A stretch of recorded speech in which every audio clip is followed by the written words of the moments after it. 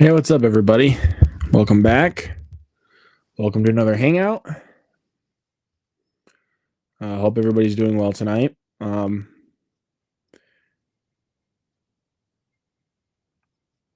a nice Saturday night to do a stream. Don't got too much going on tonight, so I figured I'd just hang out with you guys for a while if you guys want to chat with me.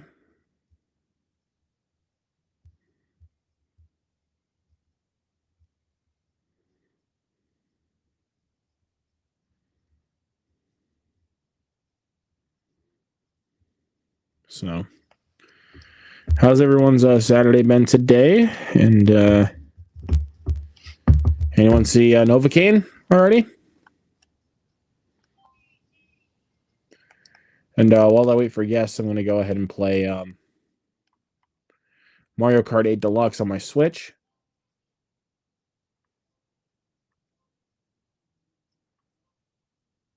So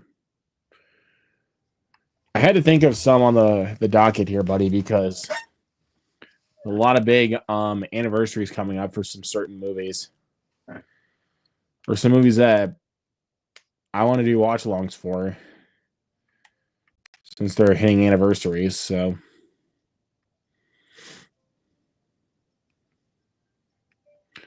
that's the reason why I planned some of those. Let me pull up on my StreamYard quick on my phone.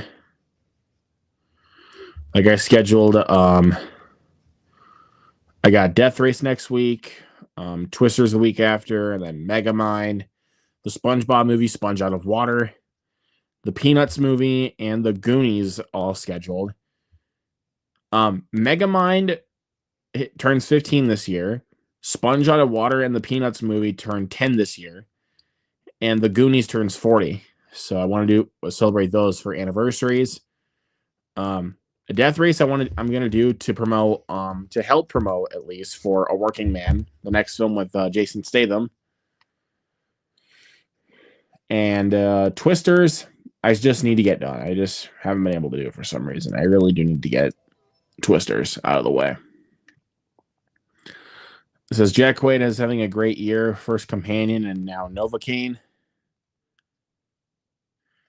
Yeah. I liked Novocaine just a little bit more than Companion, but I love both those movies. I was gonna think about doing it. I was gonna do a review for Novocaine, but honestly, I think I'll probably just do a short review on it as part of a short because I think it'd be honestly kind of hard for me to really go into detail, like so many details about that film, like why I loved it so much. Because currently, as of right now, guys, Novocaine's my favorite movie of the year. So I don't know. I think I'll just review that in like a short, but I am going to do a review for like a full review slash rant on The Electric State. Because that movie was awful, and I think there's more thoughts I can get out of the way with The Electric State. Cinema Geek, what's up, man? Says, have I seen the Ministry of Ungentlemanly Warfare? I did. I saw it in the theaters when it came out the same day I went and saw Abigail. So yeah, I did those as a double feature. I had a great time with Ministry of Ungentlemanly Warfare.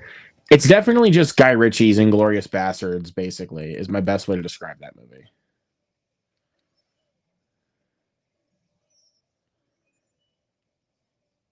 Yeah, it is cool that it's a true story. It's just one thing I think Ungentlemanly Warfare was missing though was how do I say this? More tension. It never really felt like the characters were like in danger of what was happening.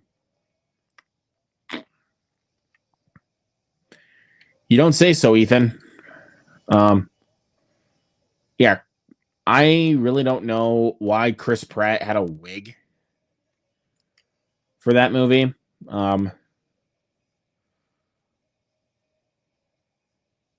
Honestly, that's more distracting than Mark Wahlberg's bald head in Flight Risk. Yeah, I'm gonna say it straight up. I don't care. I don't want to hear people coming at me in the comments. The Electric State was way worse, and I was more distracted with Chris Pratt's wig rather than Mark Wahlberg's bald head. Because at least I can commend Mark Wahlberg for having some dedication to actually shave his head every day on set, so they could keep continuity. But at the same time, it's like even when you watch Flight Risk, it looks like he has like makeup on his head. It just looks weird. But I don't know. Don't question it.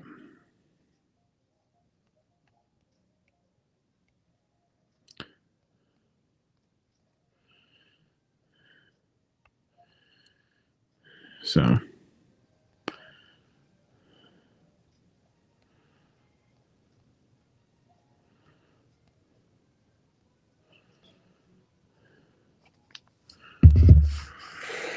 All right, let's go to the next race.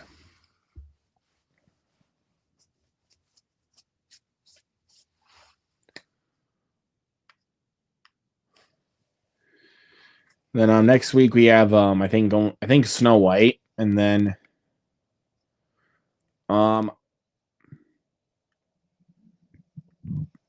I still hope I get to go see the new Bill Skarsgård film Locked. I still hope I get to go see that. Even though I do know I will have to go out of my way to go see it. So because I know my theater will not be playing that movie. Since the only big release next week, to be completely honest, is Snow White.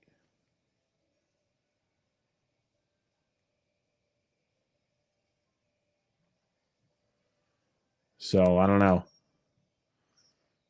Karma for you, King Boo.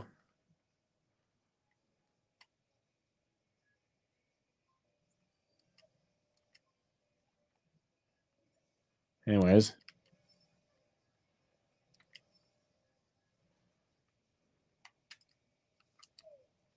I threw the shell the wrong way, didn't I? As long as I can dodge the train here.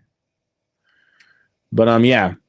Like I said, next week we have Snow White, and then we also have Locked. If I get a chance to go see Locked in the movie theater.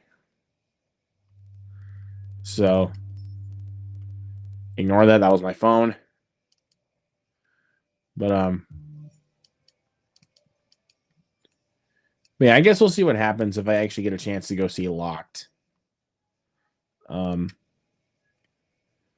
But because besides the premise itself, the thing that actually has me really intrigued is from the same guy that directed Brightburn, David Yarovesky.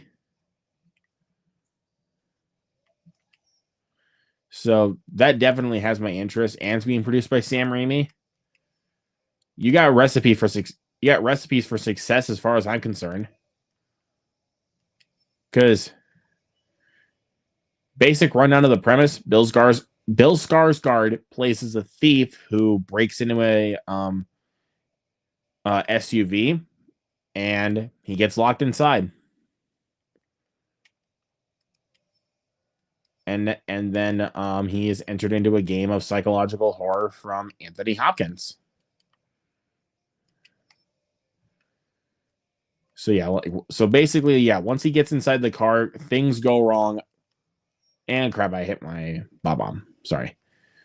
So yeah, once he gets in the car, things go wrong very quickly.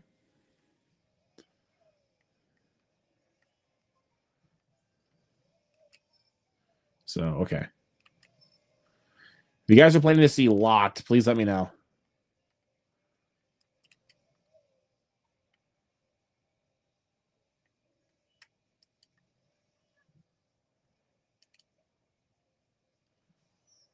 No, it's Hannibal Lecter, not lecture.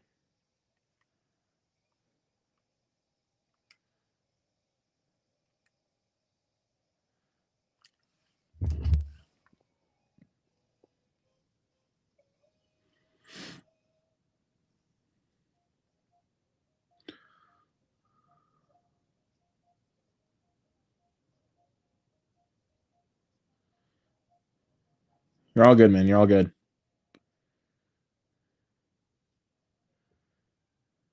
So,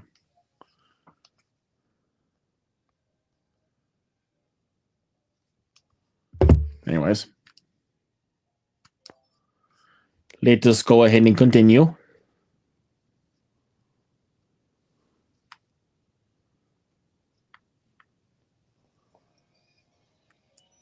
Twisted Mansion. Okay. Let's go for another win.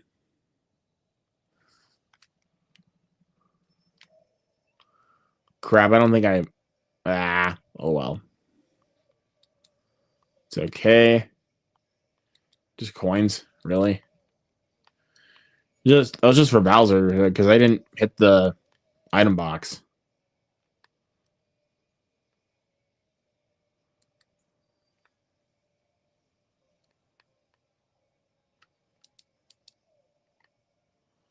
And I missed. Wonderful. Oh, you've got to be kidding me. You gotta be kidding me. Oh my god.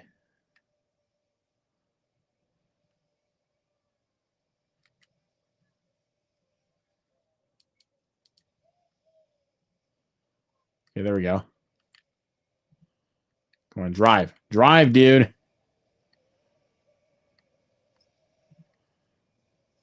Mario, drive. It's the simplest thing you have to do, man. Come on.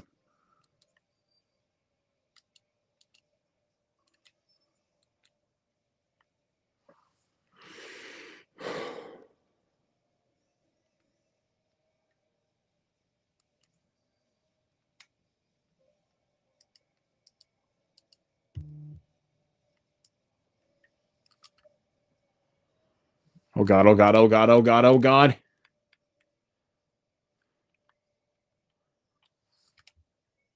Of course. Bowser hits me. Sorry, my phone keeps buzzing.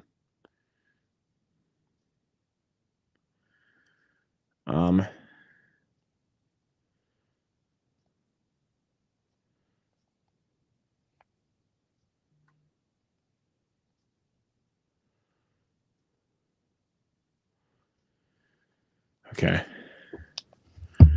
Anyways. Hopefully I can try to catch up here. There we go. Dang it. Please. Come on. I'm ahead. Thank God. Sorry.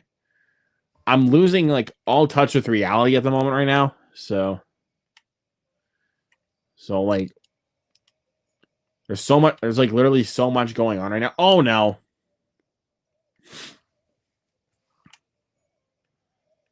Oh, you've got to be kidding. Oh my god, dude. This is getting nerve-wracking right now. Wait, hold on. Can you guys still hear me?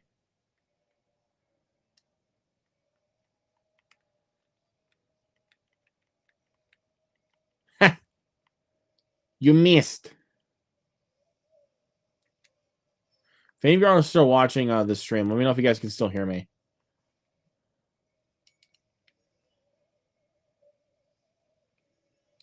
Oh, come on. Come on.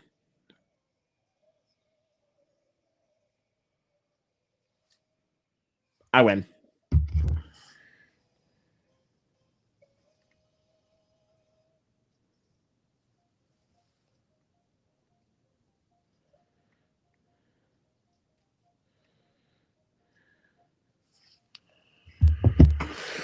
Okay, next race.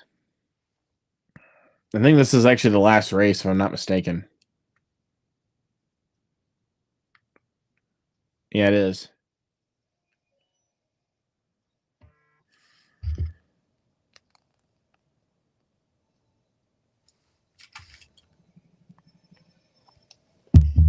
Okay.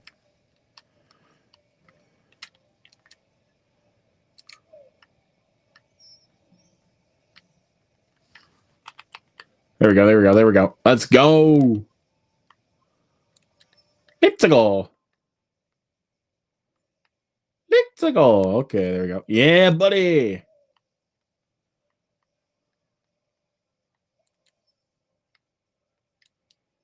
Okay, free banana peels. Set them right here. And?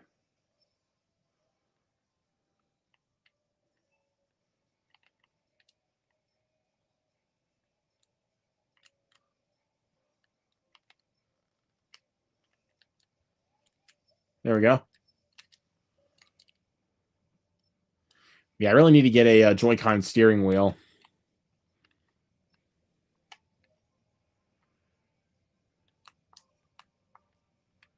Yeah, I really should get a Joy-Con steering wheel for this game.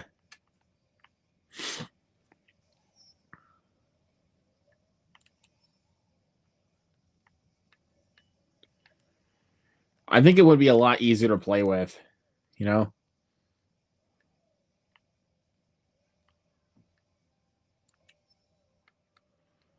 You know, like the controls of the game and everything.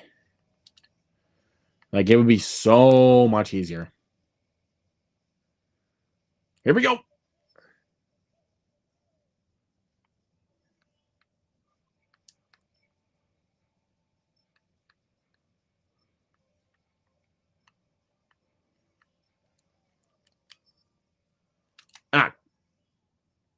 Ah. Wow. Okay, okay, good. I forgot I can. Oh, should have kept it on me.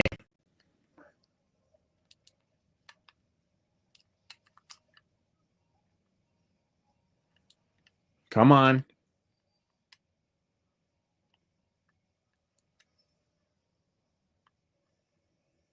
Okay, there we go. All right, jump. I seriously do wish I had the Joy-Con steering wheel to play this game. It would make it much easier to play and also much easier to steer.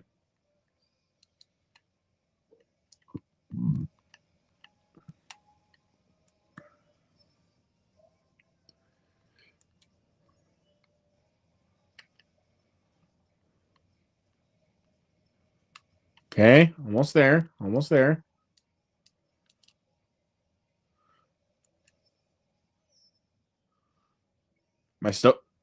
I'm still good.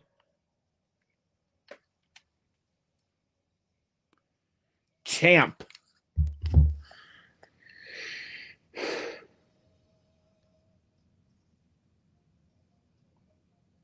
The champ is in action.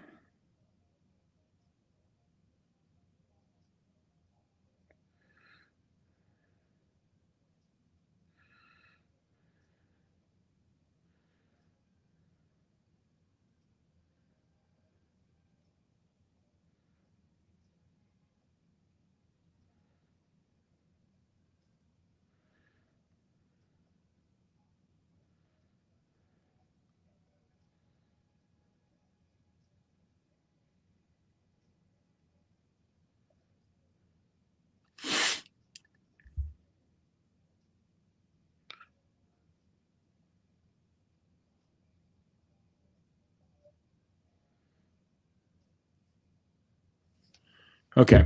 Anyways, seen baseball movies. I've seen The Sandlot and Rookie of the Year. I don't think I've seen Little Big League. Have heard of it though. No sound. What? That's because I wasn't talking, dude. There's a reason why there was no sound for a second, because I wasn't talking. But Regardless. I'm gonna grab a drink here.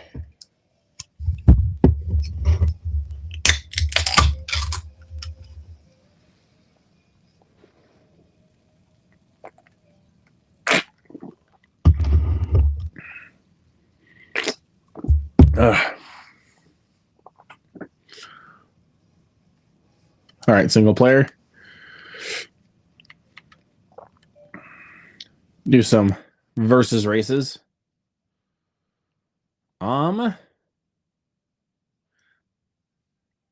actually have the Sandlot on Blu-ray. I think I have the 20th anniversary slipcover. One that actually the one that actually looks like a baseball. It actually looks and feels like a baseball with the slipcover, which is really cool. Who do I want to play as?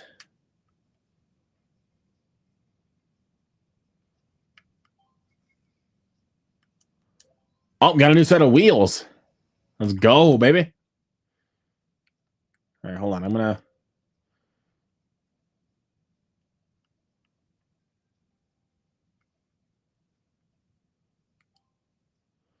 I think I'll play as Red Yoshi. I'm going to use the same vehicle. Team game, items.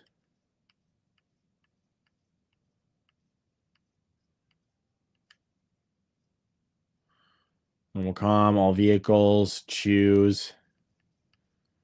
We play 24 races. Who I teamed up with? Baby Mario, Inkling Girl, Daisy, Waluigi. I forget. I did not see who that last one is, but okay. Let's start with Sunshine Airport. Start off with that.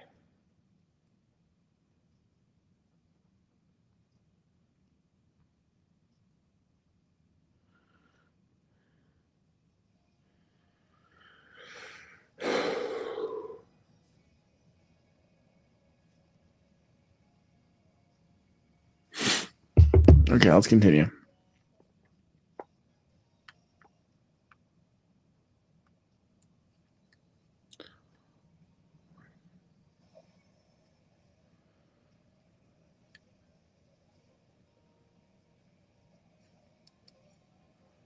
All right, I got to catch Link. From the looks of it. Okay. Shouldn't be too difficult. Ouch. Why did I do that? Okay. Let's go here. Take that, Link.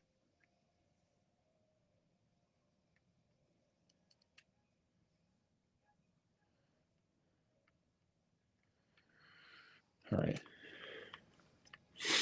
Yeah. Again, I like playing it like with the Joy-Con grip. But I don't know. I really want to play with the Joy-Con steering wheel. Oh, with this. I can't just play the game. I'm playing it on my TV.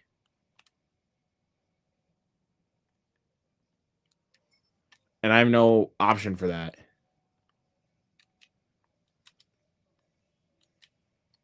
So. Oh, come on. Waluigi, why would you do that to your teammate? Oh, my God.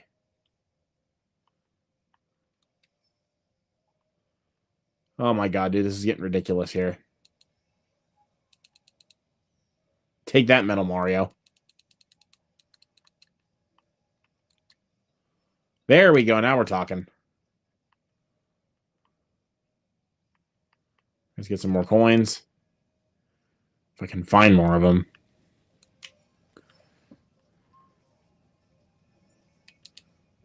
Okay.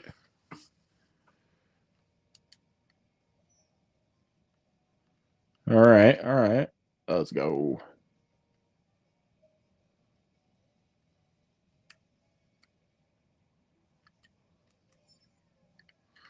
Yeah, and I actually also don't usually do drifts in Mario Kart.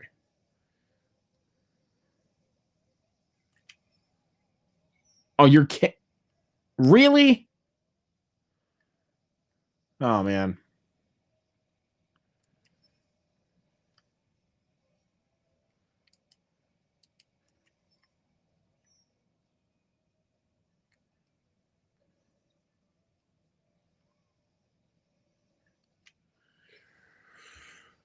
All right.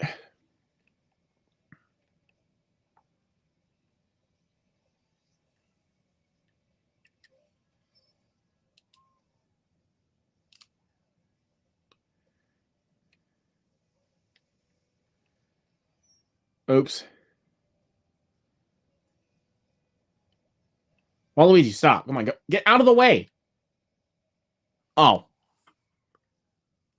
Well, at least it was a teammate that won and not one of my opponents.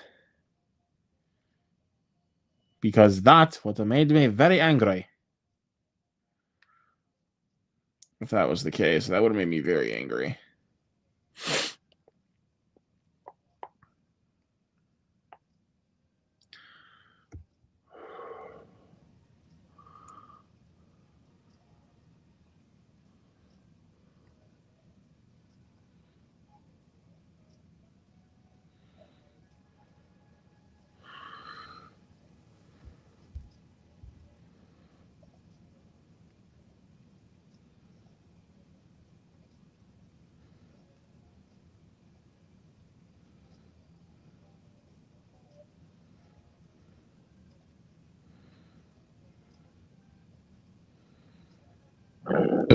Oh, man, excuse me.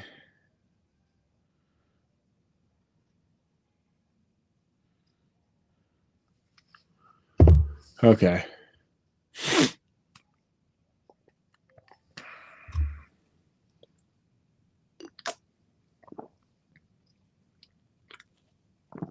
All right. All right, next one I'm going to pick.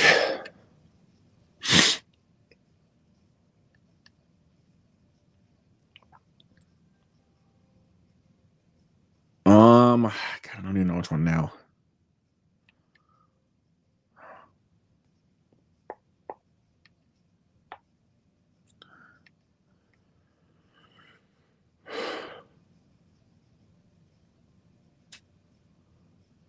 This is tough.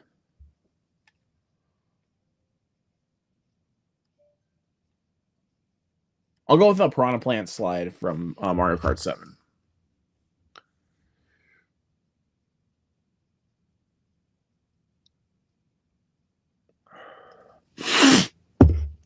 Ugh. All right, let's go red team.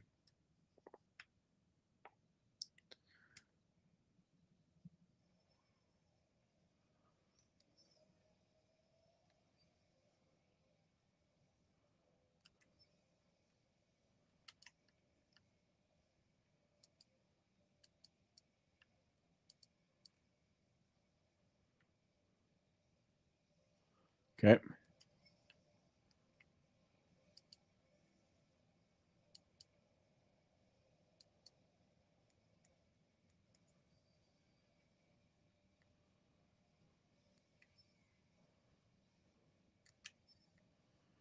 All right.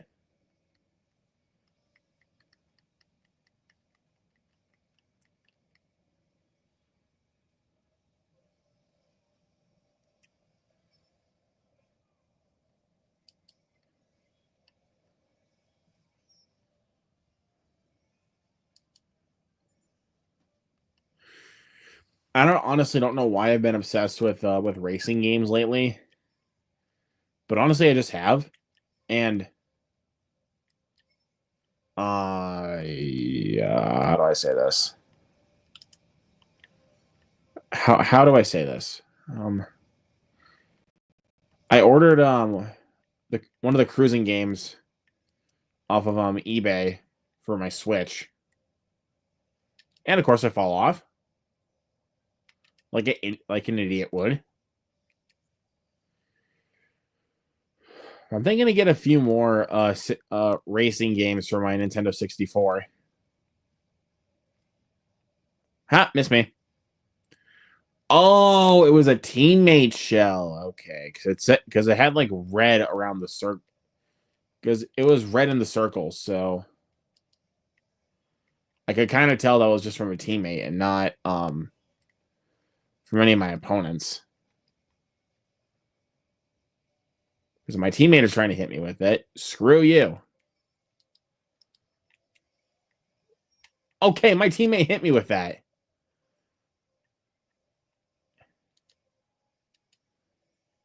What is that 8 there that keeps showing up on screen there?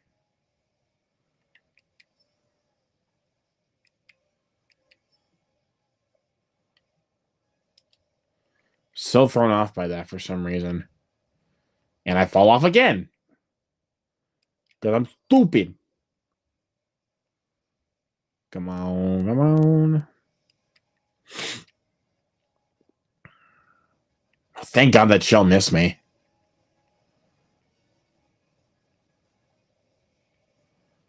Ow! Hit a pole.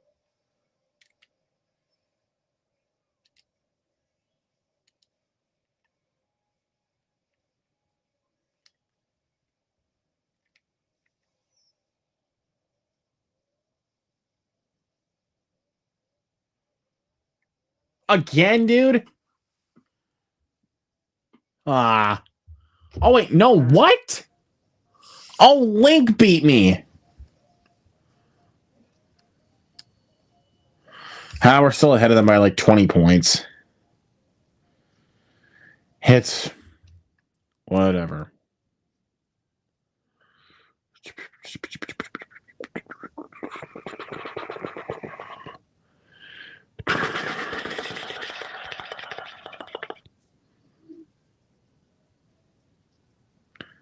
Oh, shoot.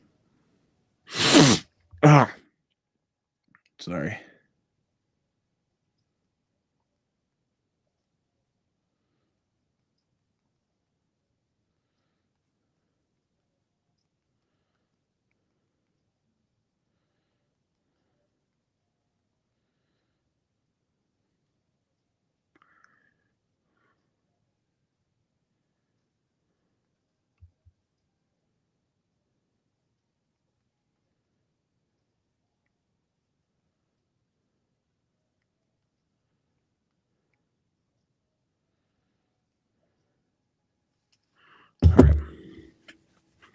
All right, let's go. Let's just continue the game.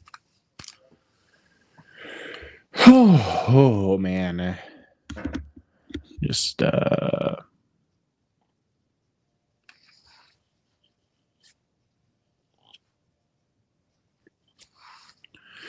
right, let's see what course I want to play next. Oh, this one has always been one of my favorites since I started playing it. Is the Excite Bike Arena.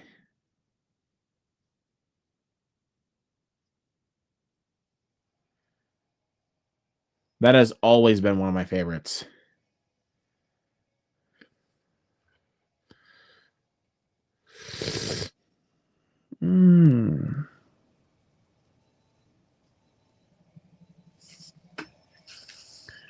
Hope they can win this time. I really have to pay attention right now.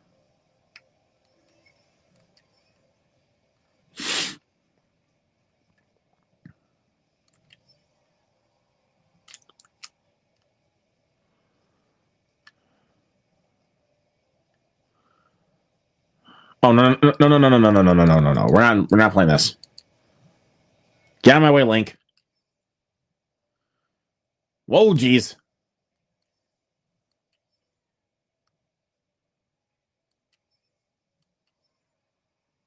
Oh.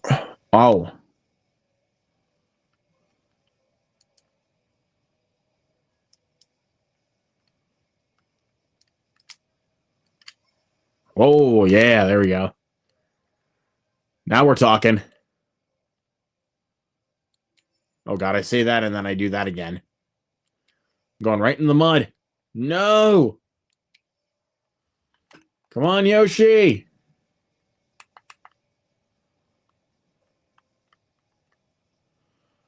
Come on. Come on.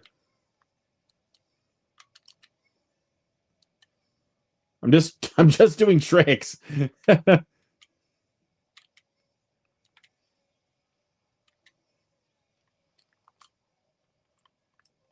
I am literally just doing tricks off the.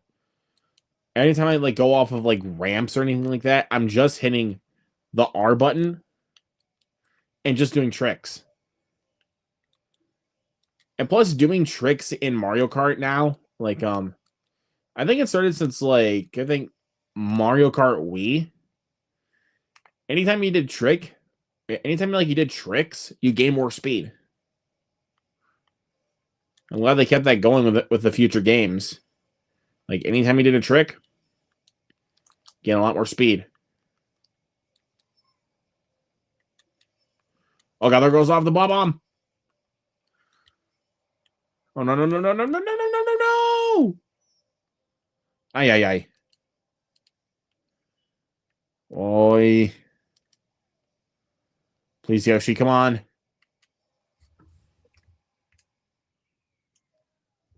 Yes, sir.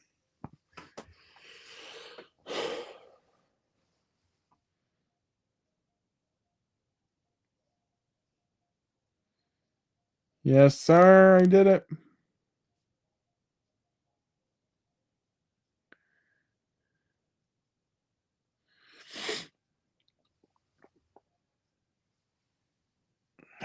Yes.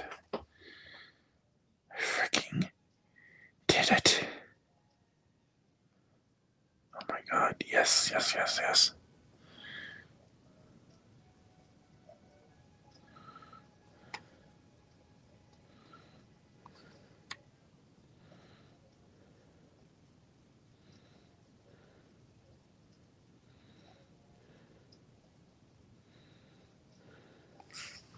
Okay.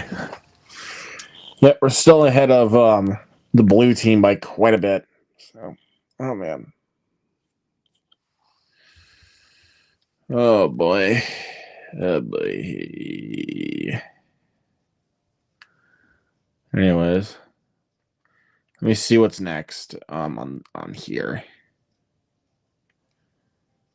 Kind of want to play one of the Super Nintendo ones.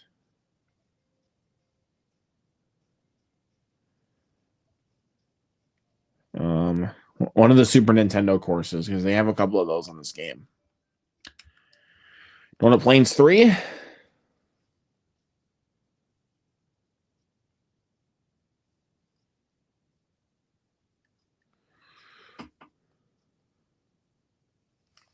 All right. Oh my god, my nav.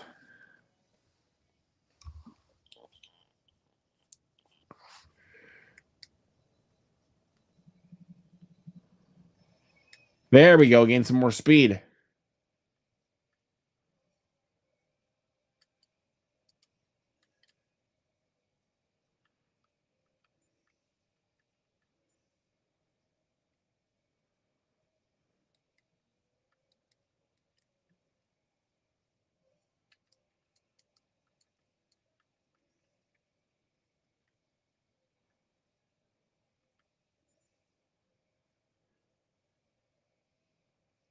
Oh wow. Okay.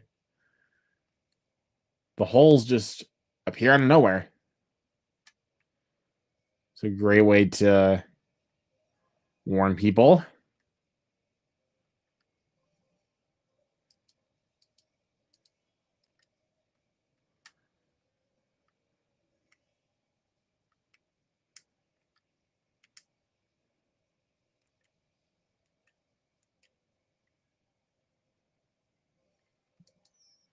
Ouch.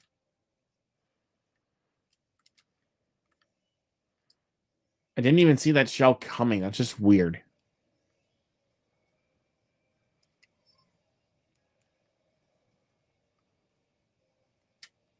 You go. Oh no no no no no no! Not the blue shell! No no no no no no no no no! Man. Well, at least I'm still in the lead, so that's really all I care about. All right, come on. All right, come on. Quit driving in the grass.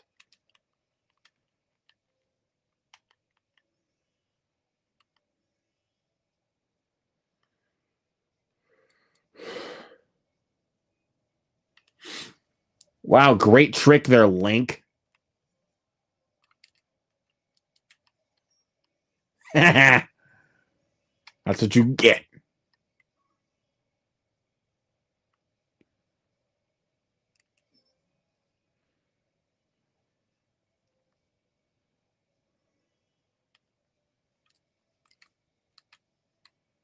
There, I win again. My God, duh. Why did that seriously have to be so hard? Oh, man.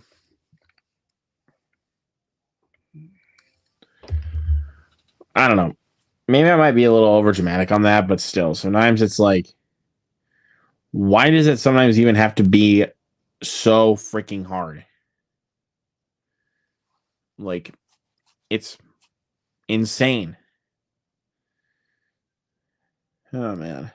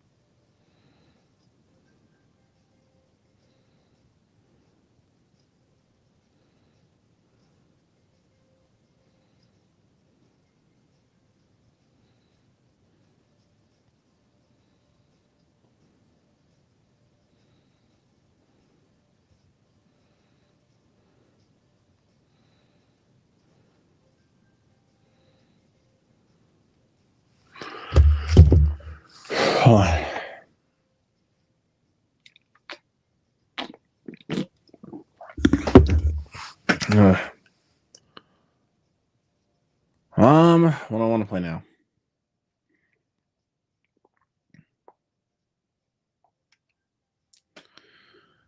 Oh, man.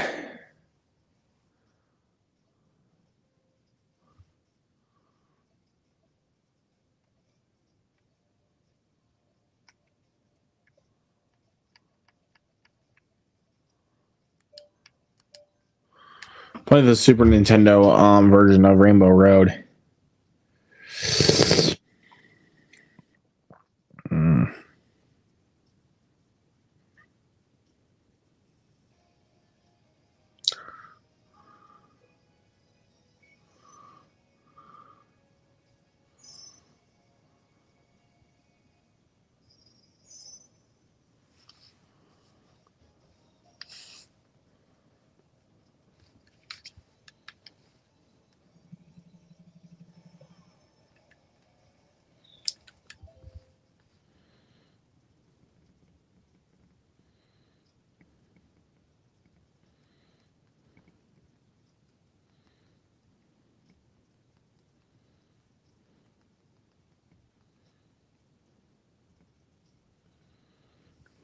Okay.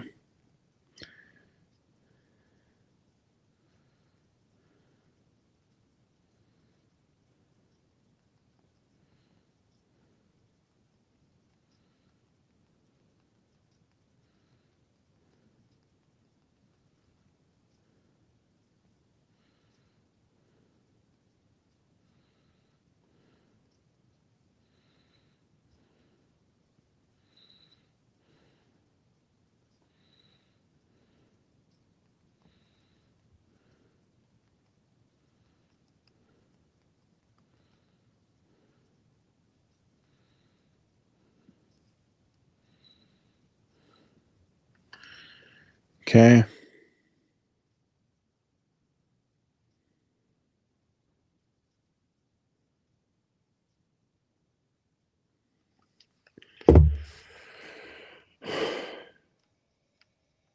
Oh, wow. One of my teammates is already ahead of me.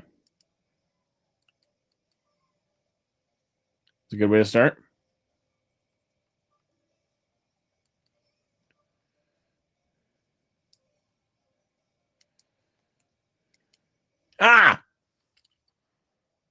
course.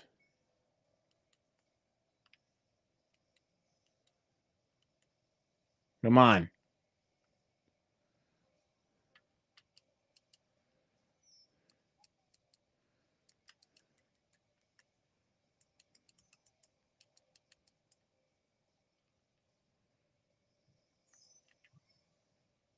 Watch out there, Daisy.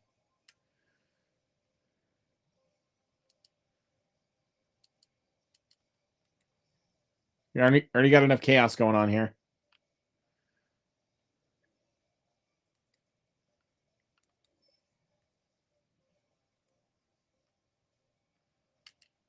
There we go.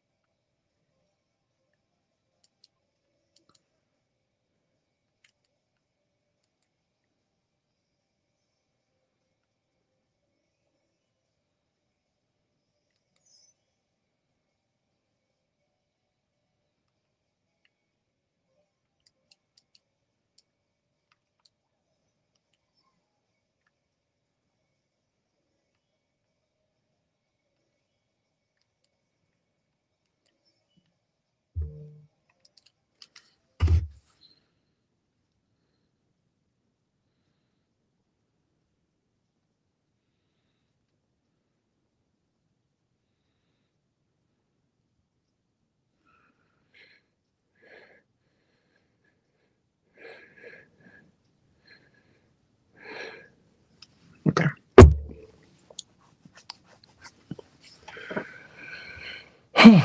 Anyways, let's just continue. Wait, why did I forget it was the last lap? Like, what the? Oh, God, oh, God, oh, God. Ah! No. Oh! That actually came in pretty useful. Lakitu, like, literally just pulled me ahead. That's crazy. Because I still won.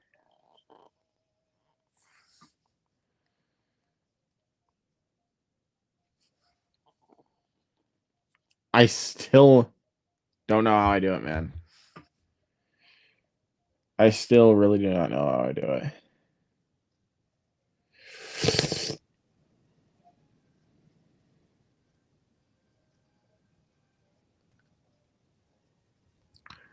Anyways, let's just continue. Next race.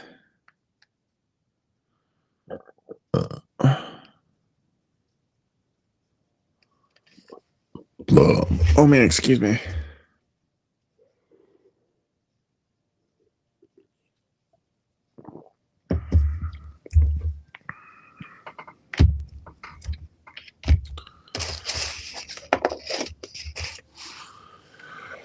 Whew. I think I'll play Music Park from Mario Kart 7.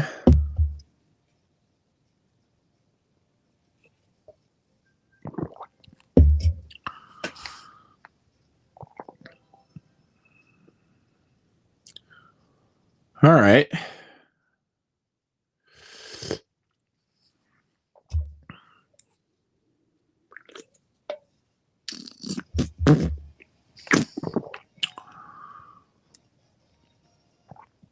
Sixth race.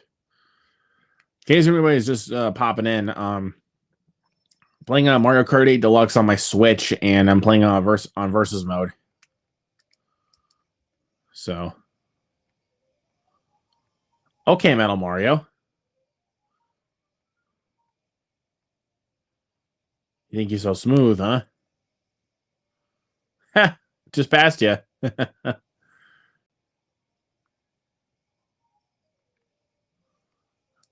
Oh, here we go. Oh, wow.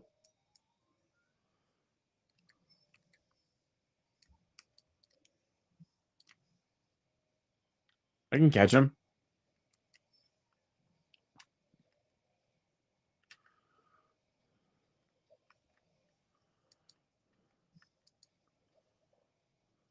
Come on, get him. Get him. Yeah. I think somebody already got him, actually. Go, go, go, go, go. Oh, shit. Shit. Wow, game. Game logic. For real, dude. Okay, never mind. All right, got him.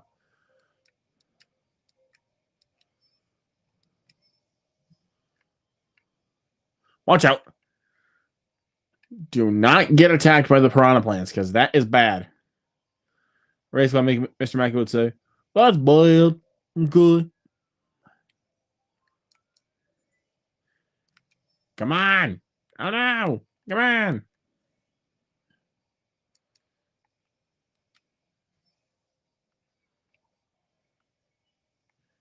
Come on.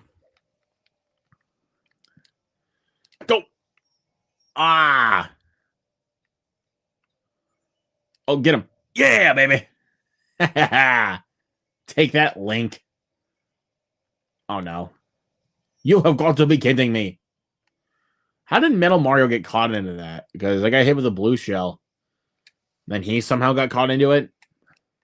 What?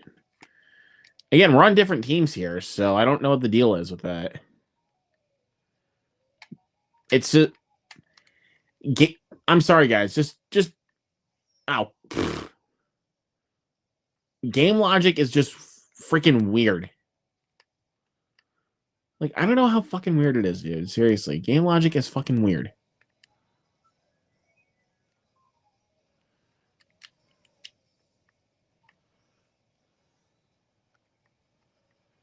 Go away, Link. You don't got any business with this, dude. Come on. Okay.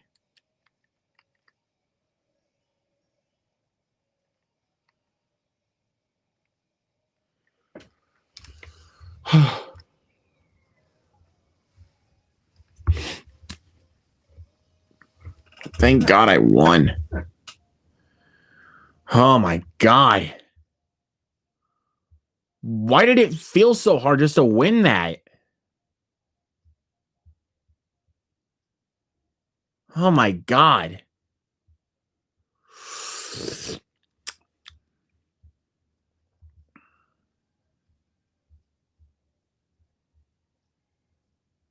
Yeah.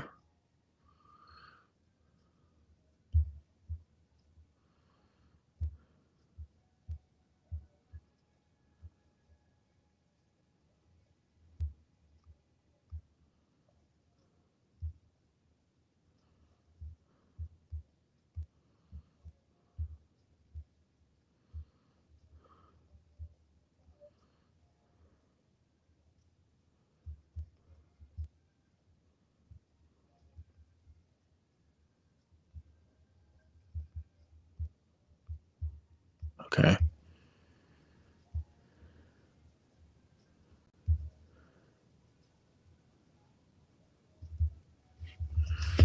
Okay.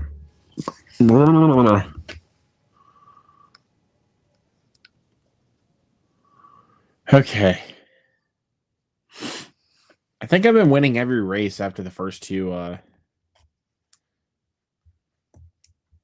races in the game, I think. I think I've been winning every single one after that. Ugh. I don't remember doing Hyrule Circuit, but I guess we'll go ahead and try it. Can definitely tell you that Link knows his way around this.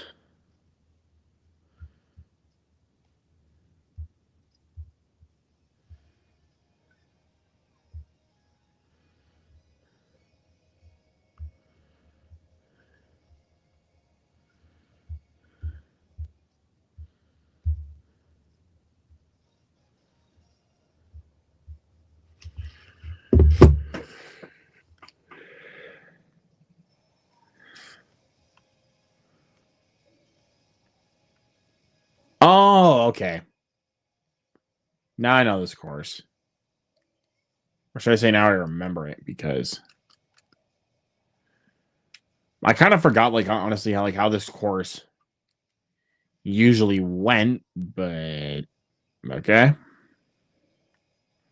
I guess I got it all figured out now, so let's go ahead and get to it.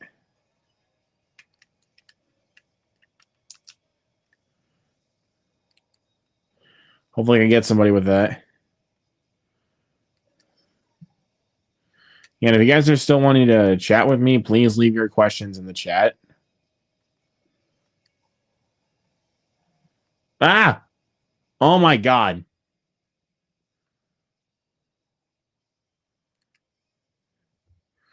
Oh man.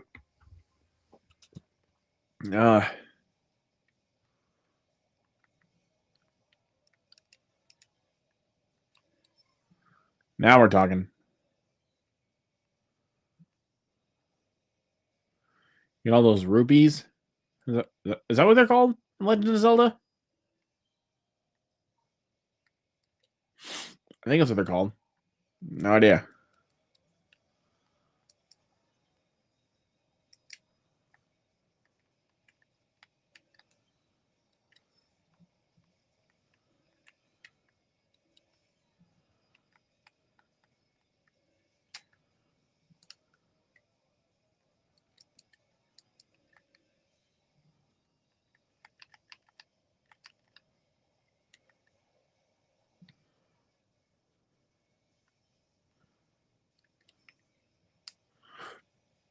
Oh god, it's actually going to be a close one.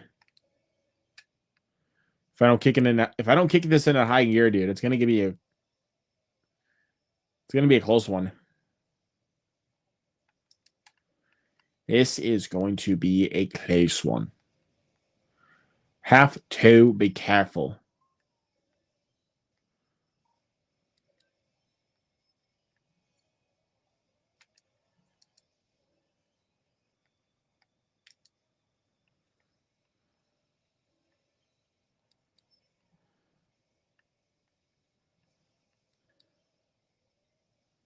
Okay, thank God. Still good. No, not again.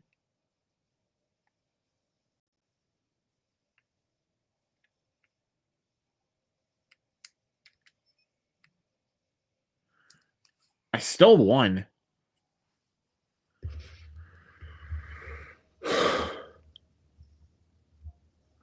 How do I still keep on winning? I have no idea.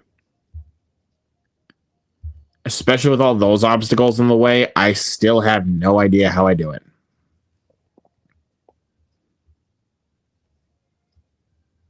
I really...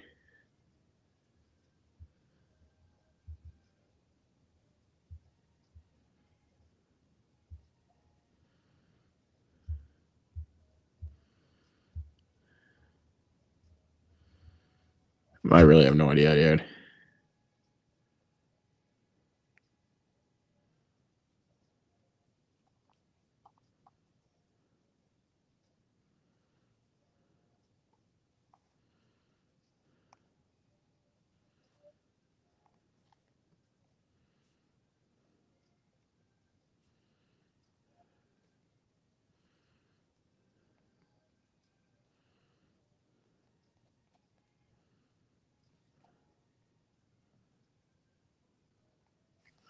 Okay. Anyways.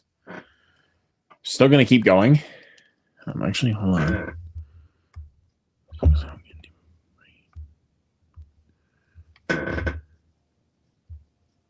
There.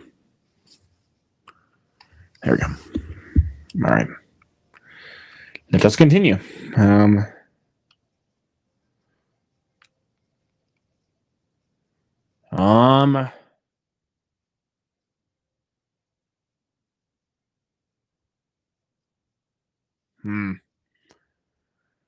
Which one do I want to play? This is getting difficult. Do I want to play? I think I'll do DK Jungle, actually. How do I think about it?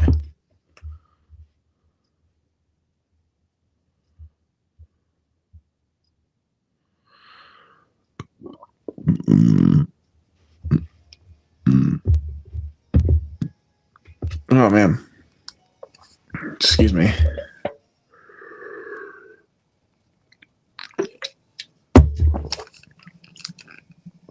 Oh, dang it. Didn't get the boost.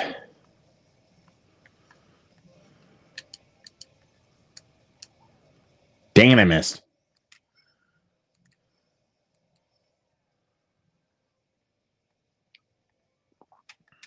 Oh, wait. I was about to say, this looks like the DK jungle from Donkey Kong Country Returns. Definitely does look like that to me.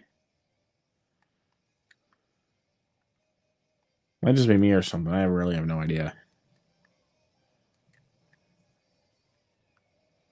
Oh, thank you, game. At least it didn't do me dirty.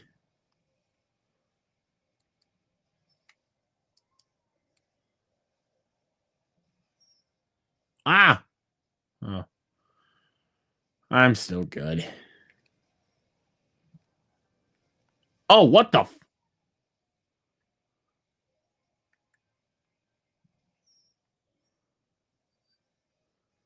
Oh my god, dude, I'm really getting behind.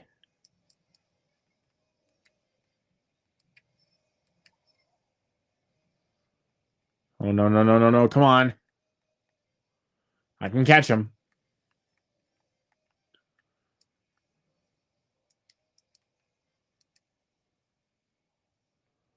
Oh, Metal Mario's got tricks now.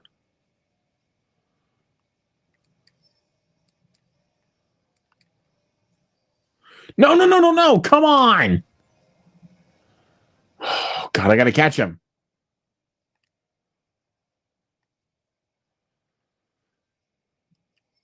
Okay. I'm not gonna use the item. Oh.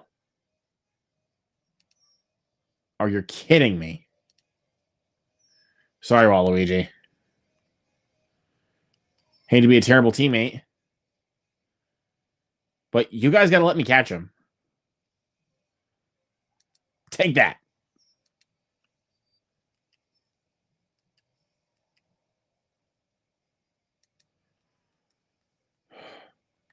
Come on, Daisy. You gotta let me take this. Please. Let me take this. Like, I know I've been winning, like, so often now. But come on. Not you again. Metal Mario. Oh, man. He really wants to pick a fight. I'm coming for you. Just so you know that there, Metal Mario. I'm coming for you. Take that.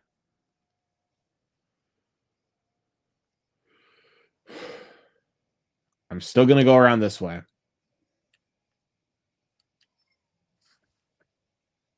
And look at that. I still win.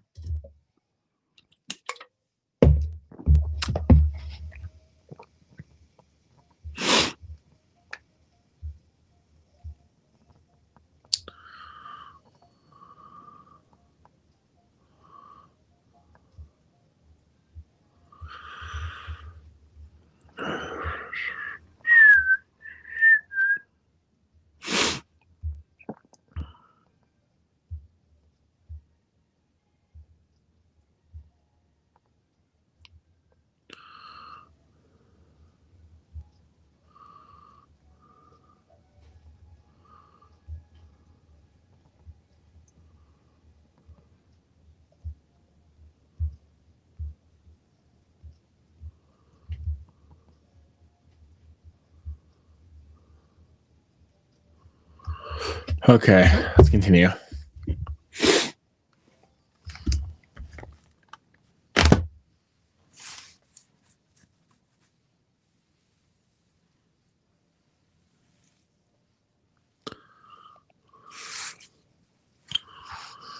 All right, let's play. Why am I struggling to pick one again?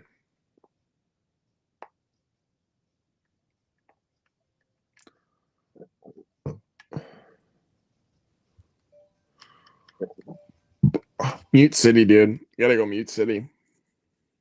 From the F-Zero games.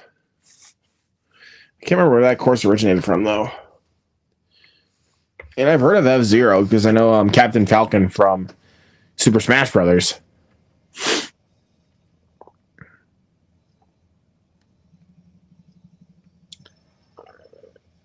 But again, I'm still not like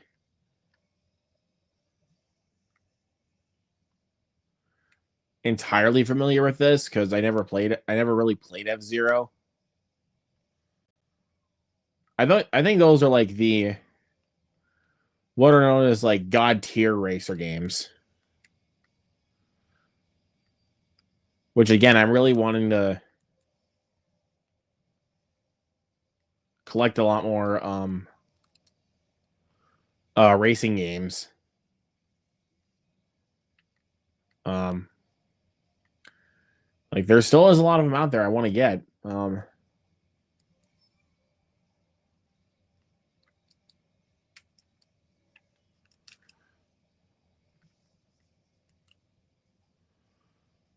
Not just for Switch, but for N64. There's a lot of really good racer games on there.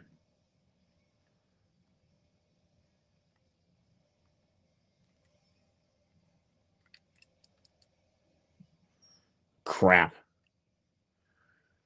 Oh, wow. Wow, game.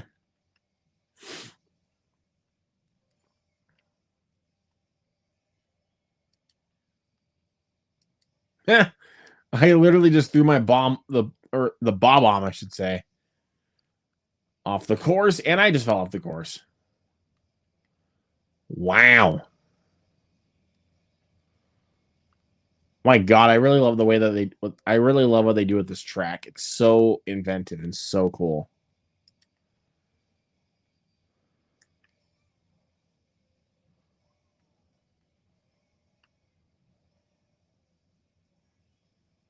Come on.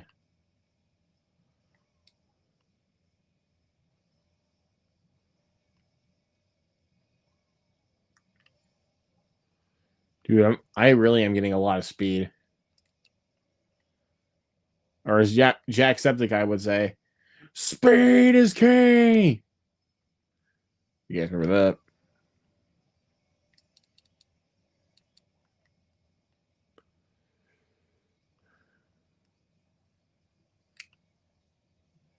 There we go. Yes, sir! Almost there.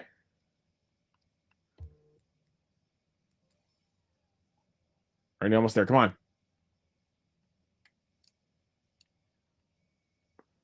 Don't care where that goes. As long as I win.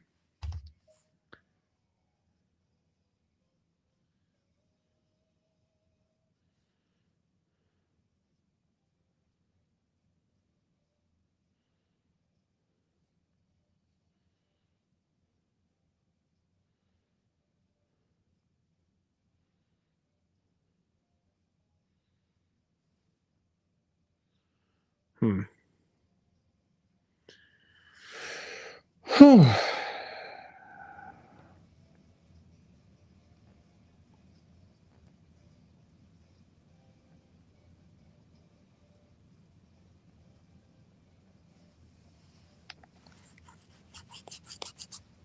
Sorry.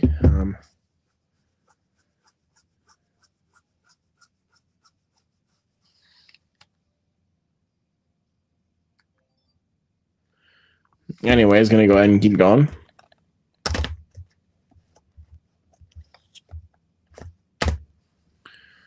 What do I want to play next?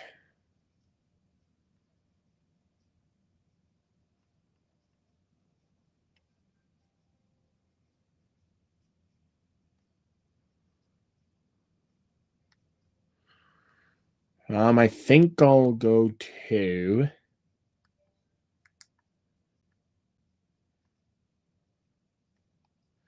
I think they've only got 2 of them that were on the N64. So they got Yoshi Valley and Rainbow Road from the 60. Oh, and Toad's Turnpike.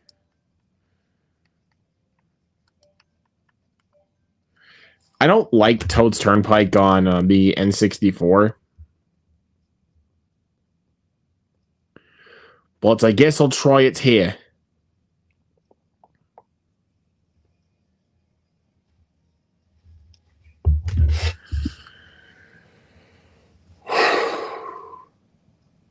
All right, 10th race. Here we go.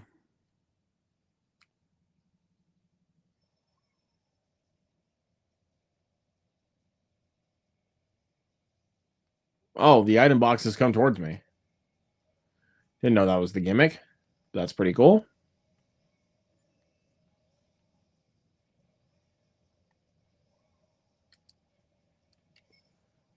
Ouch.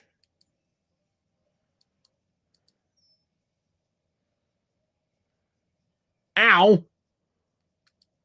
What is with the hitting? Anyways, just keep going.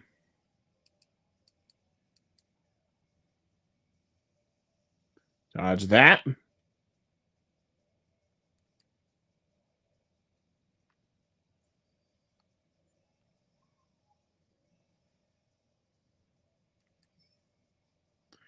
There we go. Don't know why my head was it feeling itchy. I don't know why. But also for anyone that would like to join, I did leave the link in the chat. So, anyways, let's keep going. Jump. Go back. Huh. Oh. Good thing I had that on me when I needed it. Because, yeah, that would not have been good. Hey. Now we're cooking. I keep on crashing, dude. What the heck am I doing? Why do I keep on crashing? I'm still good. I thought I had Joy-Con drift for some reason.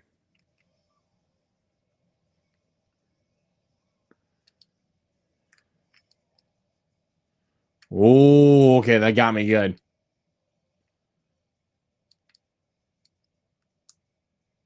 Yep, good thing I had that. This game is literally trying to bless me right now, dude. Oh my god. Ah. Oh, my nose, dude. Seriously, why does it have to hurt before it feels like I'm gonna sneeze? Oh man, it hurts.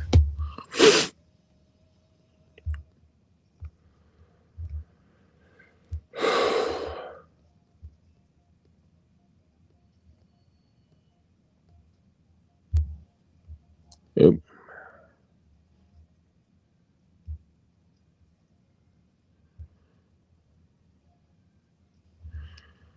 I'm gonna try to do a couple more races and I'll go. Schofield, what's up, dude? Luke Bonto, what's up? How's it going, man? Good. Yeah, I'm free tonight, so I was gonna do a live stream, but then I thought, I'd just join yours real quick. How you doing? Doing pretty good, man. How about yourself? Yeah, pretty good. Any movies you watched recently?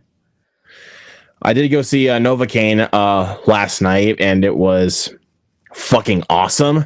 Nice. Haven't seen it yet. I heard good things. Yeah. Definitely should go see it. Yeah, I'll probably see it once I get the time. I saw Black Bad, the Steven Soderbergh movie that just came out. Have you heard of that? Have heard of that one.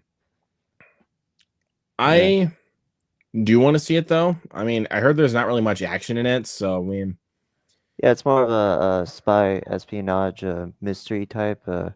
I did find it confusing at times, but like if you pay attention to the dialogue, I think you'll like get it stuff. Yeah, I mean, it was pretty good. Steven Spielberg is a good director. Haven't seen Ocean's 11 though, so you definitely got to watch Ocean's 11 though. That's a great movie, and I love Steven Soderbergh as a director, but I didn't really care for his film that came out before Black Bag, which was Presence. Oh, I saw Presence. Yeah.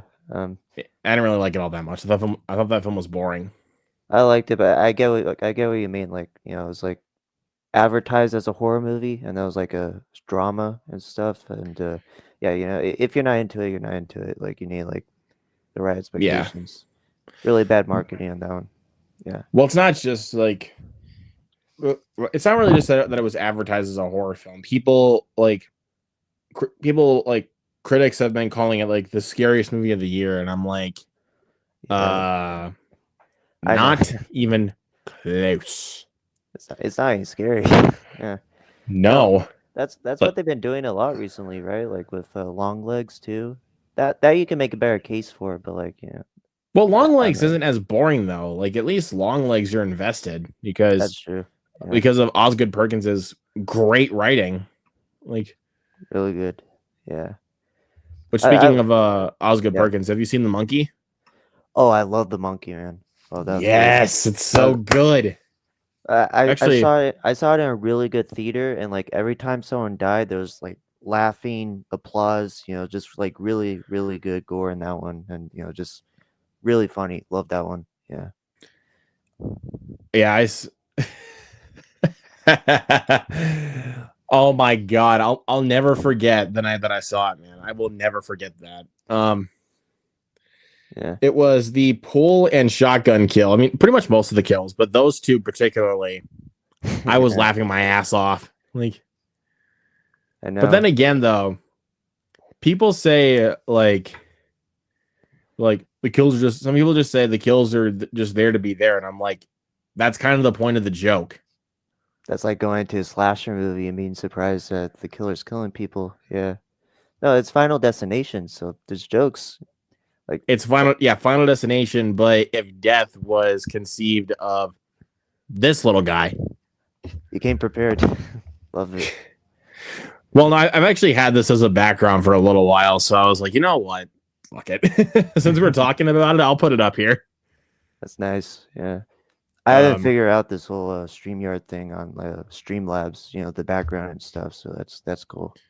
Yeah, yeah. Since I have the basic plan, that's why I have backgrounds all set up. So, like, I'll give you a little taste of some of my other ones I have for movie backgrounds. nice.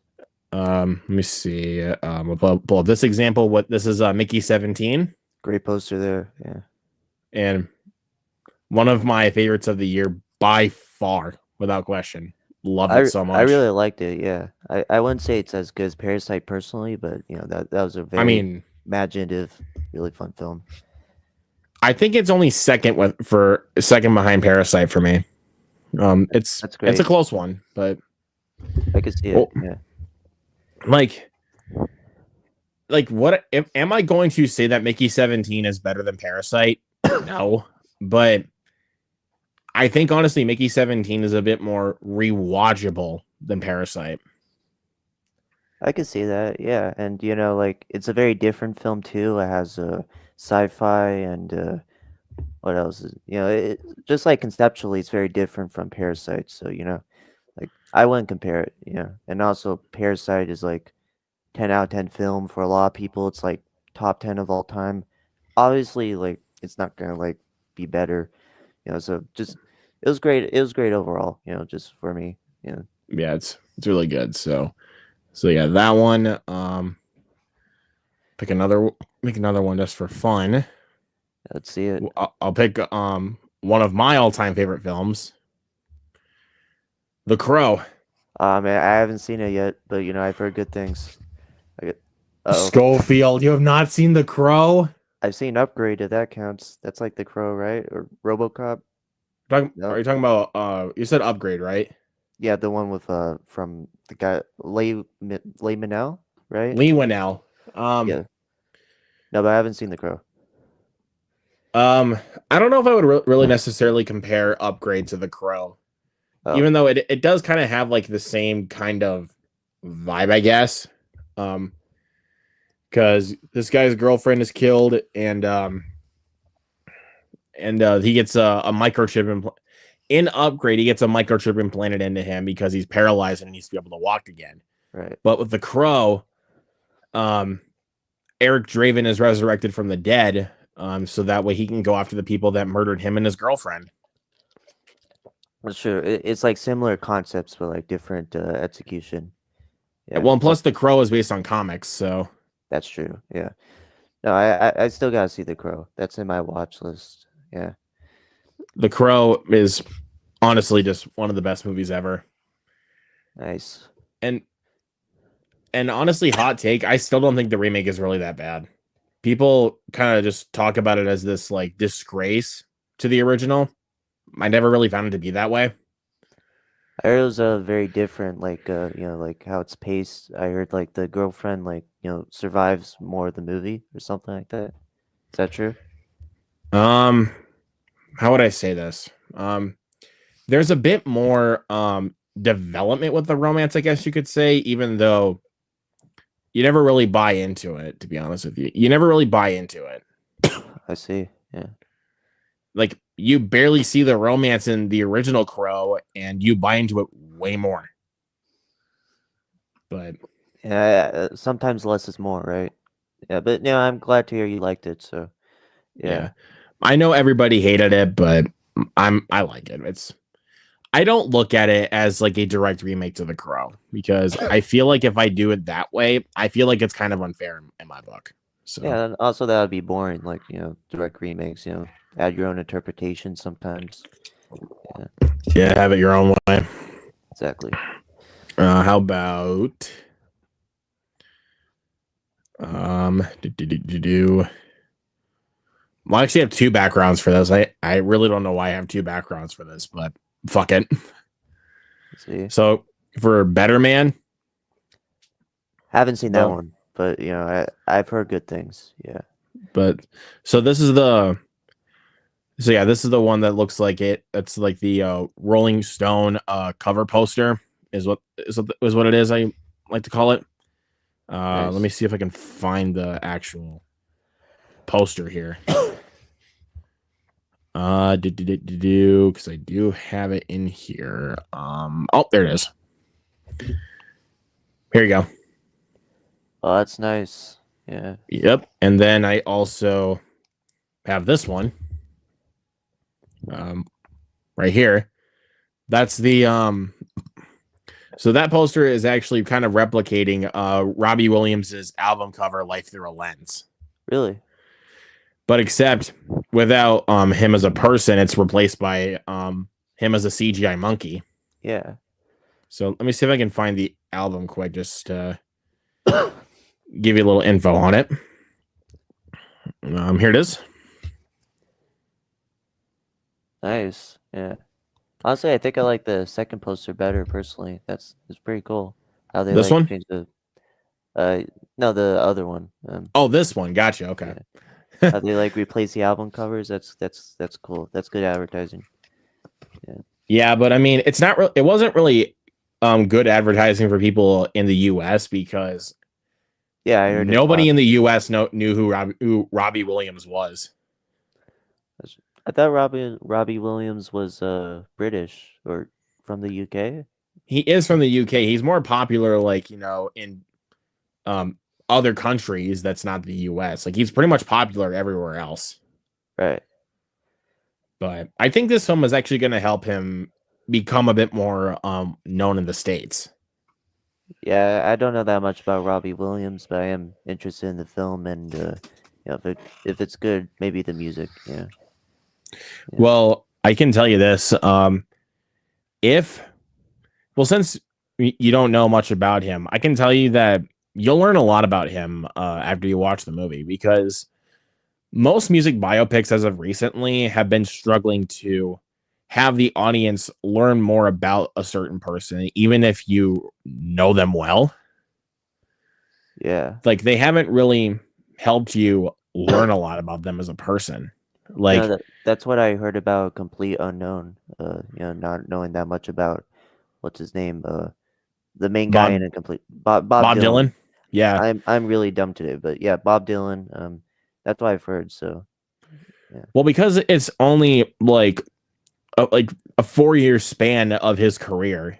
Like Right. it's from when he first started, when he went into folk music, and then when he changed genres, like about 4 years later. And I honestly wanted to learn more about him because he is still alive today. So I wish I could have learned more about him, like, with more like about his personal life. Yeah, But that's why I think Better Man works a lot better, because Robbie Williams was not afraid to not only show you how much of a shitty person he was in his life before, but also show you like what his personal life was like. yeah. So like more of his life basically, and like his personality. Yeah, Because this guy is not afraid to admit how much of an asshole he was. that's Because interesting. Yeah, a lot of music artists are honestly afraid of doing that, but Robbie was fearless with doing that. Like, um, and it's amazing to see like what he has managed to overcome in his life. that does sound interesting. Yeah, that's a good quality for someone to have. That sounds interesting for like a auto biopic. Someone who's like honest about himself. Yeah, And Robbie Williams is still around today. I mean, and plus, he's an executive producer behind the film, and he does a lot of the narrations. So, I mean, nice. at least he knows himself better than anybody. So, I cannot complain about that at all. Like, because there's a couple other music biopics we got last year besides A Complete Unknown, where I don't feel like, as much as I enjoyed them, I still don't feel like I learned enough about them. Which were Bob Marley, One Love. I don't feel like I learned enough about Bob Marley. Hmm. Like, that one is just a span of like this one album he did, That's and not enough. Yeah. it has these like weird time jumps that it should have been more in chronological order in order for the script to work. As much as I enjoyed the film, I still do think that there needed to be improvement. Right. And I don't think it's really the same with Back to Black, the Amy Winehouse biopic. Um, it doesn't really focus on like one album. It's a movie that kind of just celebrates Amy Winehouse, basically. Like, it doesn't give you enough about her life. Right. I haven't heard the second one. The Bob Marley one, I saw like trailers for, but I haven't seen that either. If I'm being honest, I haven't really been keeping up with all the biopics, even Complete Unknown, which was like nominated for an Oscar. I think the last one that came out that I watched was Elvis, and didn't really like that one. It was like too much editing and stuff. Um, but yeah, that's true. Like when you're looking for a biopic, it needs to like either cover a lot or cover just a small part of his life, but still like give you a good idea of who he is. Um, that's why I like in biopics. Um, Well, El- that's actually the thing I loved about Elvis, is that they actually covered a lot about Elvis's life. that's true. It was just like a 3-hour montage, though. It like really like sped through it. At least for me, I know some people love Elvis. Do you like Elvis? Yep. Well, Not a. Let me see if I can. exactly. Yeah. I think I've seen this. I think I've actually seen Elvis in total. I think 4 or 5 times. Like, Yes. it's. I just love going back to this film, and also I went to tour the Elvis Presley house in Tennessee. Oh, nice, nice. So Yeah. Well, Elvis is not like a movie I straight up hate, but it's just like I think some things work for me. That whole section at the hotel, how the manager Snowman like like basically takes over his life, screws him over at the hotel. All that was interesting. I think it's just like Baz Luhrmann. Am I saying it right? Baz You know, Ba- Luhrmann. Baz Luhrmann. Right, thanks. Baz Luhrmann, like his style, it'll either work for you or it won't work for you. And for me, it's just from the one movie I have seen, it just hasn't really worked for me that much. But yeah, great to hear that you like it. I know it's I divisive. just think I just think with Baz Luhrmann's energetic style, I think that actually really works for a movie like this. It Right. doesn't technically work for something like Great Gatsby. like because he used that pretty energetic editing style for The Great Gatsby with Leonardo DiCaprio. But with Elvis, I think with the type of story that he's going for, I think that was actually better to work for that movie instead.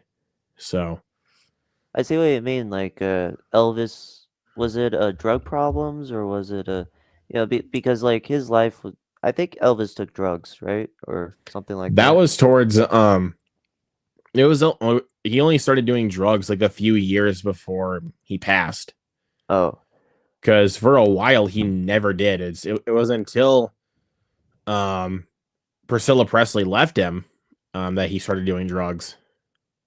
right. Now I remember. But his life is a roller coaster. So like his editing probably works there. Like, it depends on the story. Like, I saw Uncut Gems a couple weeks ago. Loved it. 10 out of 10. One of my favorite. Well, I'm not gonna say one of my favorite movies because it's my first time, but I loved it. That's very quick pacing. It's very stressful, but it works because of the story being told. Howard, he like gambles a lot. He puts himself in sticky situations.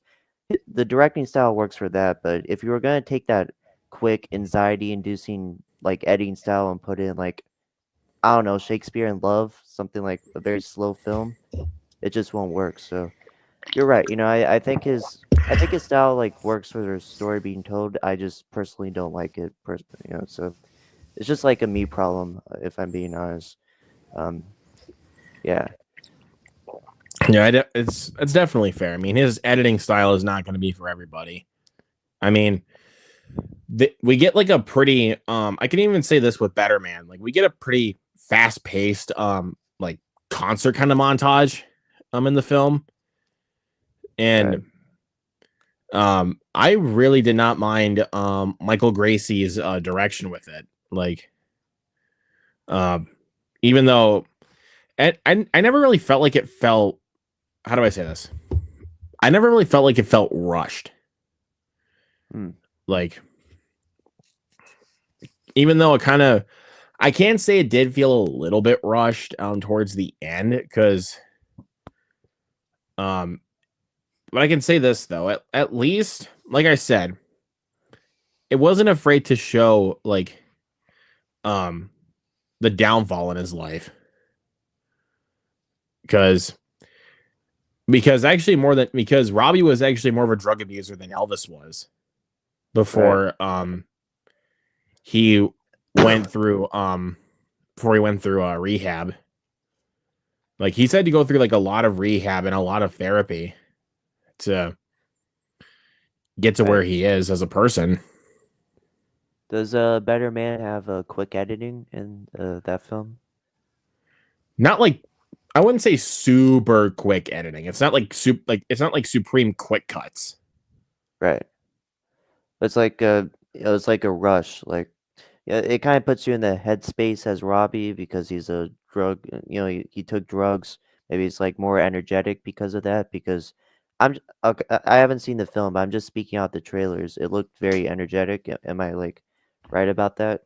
Is It's a then I think that, very energetic movie. I mean, if you can, yeah. because Michael Gracie was the guy that directed The Greatest Showman. So, Oh, did he? Uh, yes. So his energetic style really carried over with Better Man. Like, and when you watch the film, especially with a lot of those, especially with the musical numbers, you can definitely tell that like the style of The Greatest Showman like really carried over to Better Man. See, I haven't seen The Greatest Showman in a while. I remember liking it when I first watched it a lot. But yeah, now that I know that, I may actually like watch it, pretty soon. Is it like free on HBO or It's Prime? it's on Paramount Plus. Oh, I have that. Okay. Yeah, Yeah. it was a Paramount release, so yeah, it is on Paramount Plus now. Right. Well, I'm not a big musical guy, but I've been trying to get into them. What was it like the South Park movie? That's one of my favorite musicals. Um, exactly. Bro. Oh man. One of my Oh, favorite comedies, one of my favorite musicals, right? Really good. it's one of the best. I mean, Well, Kyle's mom is a big fat bitch, biggest bitch in the whole wide world. You could just sing any song from that movie and you like memorize all the lyrics. Blame Canada, the opening, the Like, blame Canada, blame Canada. it deserved the Oscar. It should not have went to Tarzan. Yeah. I mean, Robin Williams performed that song at the Oscars. Like, Yeah. there's I saw who that. better That to was do cool. that than Robin Williams? Yeah, and Robin Williams voice for South Park doing the dog, I think, or he did a voice role for South Park, I think. That's cool. Yeah, knowing that he was a South Park fan. Yeah. I don't. Oh, dude, you really want me to? You're really. I really want to watch that again now that we're talking about it. It's a very rewatchable film. I haven't seen it in years. Like for a some comedy, reason. I just like love watching it. Every time. Like, I don't know why it's been years since I've seen it because, man, dude, like that is seriously one of the funniest movies I've seen like ever. Yeah, I think it's some of the best of South Park, and that's like saying a lot. For like the movie. I think it's like, top tier personally. Do you have like a favorite South Park episode from the show? I think I'd honestly probably say tonsil trouble from season 12. What is that about? So basically, Cartman gets his tonsils removed, but during the surgery, the doctors said that they had to supply him with donor blood, and they ended up giving him blood contaminated with HIV. So basically, Eric is infected with AIDS. Is that the one where he gives Kyle AIDS? Yep. Now I remember it. Yeah, that's a good one. And the funniest part about that is he gave Kyle AIDS only because he made fun of him. Carmen's like best character. Yeah, best character of the show, I think. Like, oh yeah, it's real fucking funny, Kyle. You love to him. I love that. I'm like, Carmen, I feel really bad for you, honestly. No, you don't. I do. If you really felt bad, you'd wipe that fucking smirk off your face. One goddamn second, Kyle. You're actually really good at that. Yeah. Jesus Christ, can you believe that, asshole? He does really feel bad for you, Carmen. He just thinks it's ironic. Yeah. Ironic what? Because he kind of been a shit person over the years. Like, oh, I want to deserve it? Is that what you think? You can tell I love South Park. I mean, how about this? Once you start doing the impressions, I got an idea. Or about my favorite character of South Park to do impressions of is Mr. Mackey. Like, he's like the easiest character like to do impressions of. Yeah. Let's see. How about the one like when I was trying to think of the. So how about this one when Mr. Mackey and Principal Victoria give Cartman the job as a hall monitor in that episode. I think it's called Miss Teacher Bangs a Boy. That's a great episode name. Seriously, he's like, you need to watch for bad behavior and make sure anyone in the halls during class has a hall pass. I'm good. Jesus Christ. That was good. Call it Matt and Trey. They need a voice actor. Or how about in tonsil trouble also with Mr. Mackey. Eric, that's inappropriate behavior. You can't purposely infect other kids with your disease. I'm good. Perfect. Or how about Kyle, the thing about tattling is tattling's bad. Okay, because nobody likes tattletale. Okay. Oh wait. I got it. It's the episode like when the boys get caught smoking cigarettes on school grounds. Like what I can tell from out here, you boys have been smoking. I remember that one. Well, you better not, because let me tell you something about smoking. Smoking's bad. Okay. And then like the school starts burning down in the background. I remember that. Drugs are bad. Okay. It's just the perfect voice. Yeah. I don't, I think I think I honestly watch way too much South Park. Like I You can never really watch feel too like I much watch South way Park. too much. Unless you like permanently start talking in the voices, like it takes over. Just keep watching it. I love it.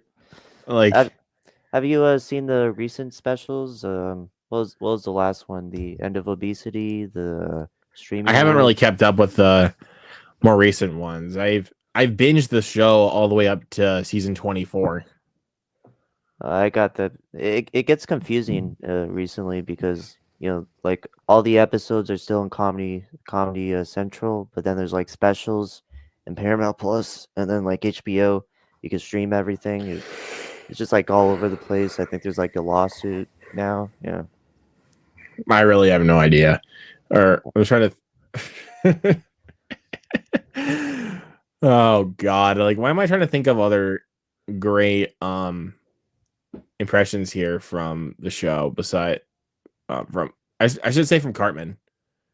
Um Uh, oh fuck. I'm literally blanking because there's so many good ones I can think of, but yeah. oh wait. How about the one when how about this like when he's trying to help Shelly get back at this guy named Skylar who was like a absolute creep. I remember Um that one. like Early if you season. want, if you want, I can help you. Really? You would do that? Just let me get my cowboy hat. Respect my. I can't do it, but respect my authority. Can you do that? Um, I'm a cop, and you will respect my authority. Yours is so much better than mine. I can't even do it. I don't know how I do it, bro. I really don't. It just comes naturally for some people. I think that's it. I really don't. Hey, wait a minute. You're just a kid. Maybe this will teach you to listen to authority. You better send an audition to South Park Studios. Like you could be like a new voice actor once they get too old. Oh god. I mean, if they're watching this like right now, I mean, hell yeah, I'll fucking do it.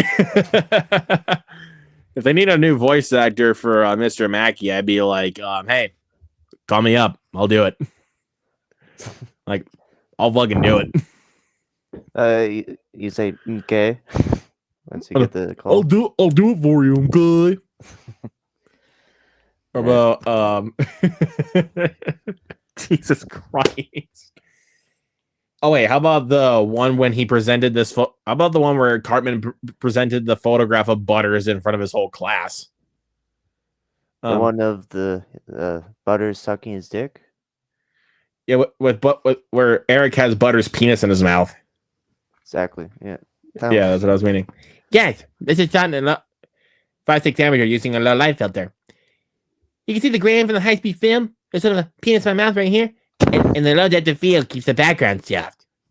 Eric, what the hell is this? Mr. Garrison. We're gonna love Mr. Garrison. How about oh wait, this is it. Right here. When Eric takes a crap on Mr. Garrison's desk just to get detention. He's like, Eric, did you just take a crap on my desk? What's that? What's that? Crapped in your desk, dog. What's up with that?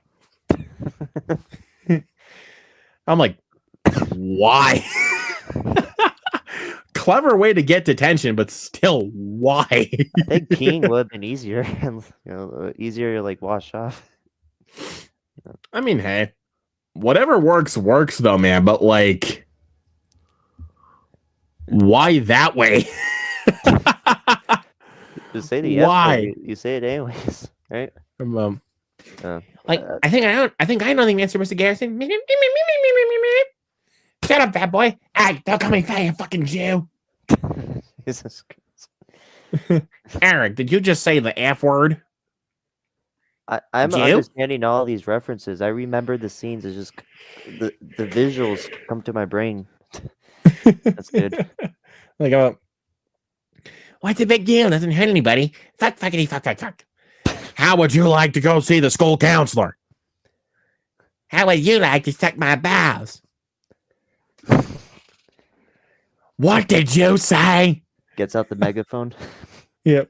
Oh, I'm sorry. Actually, what I said was, How would you like to suck my balls with the gas in? Perfect. That's from the movie too.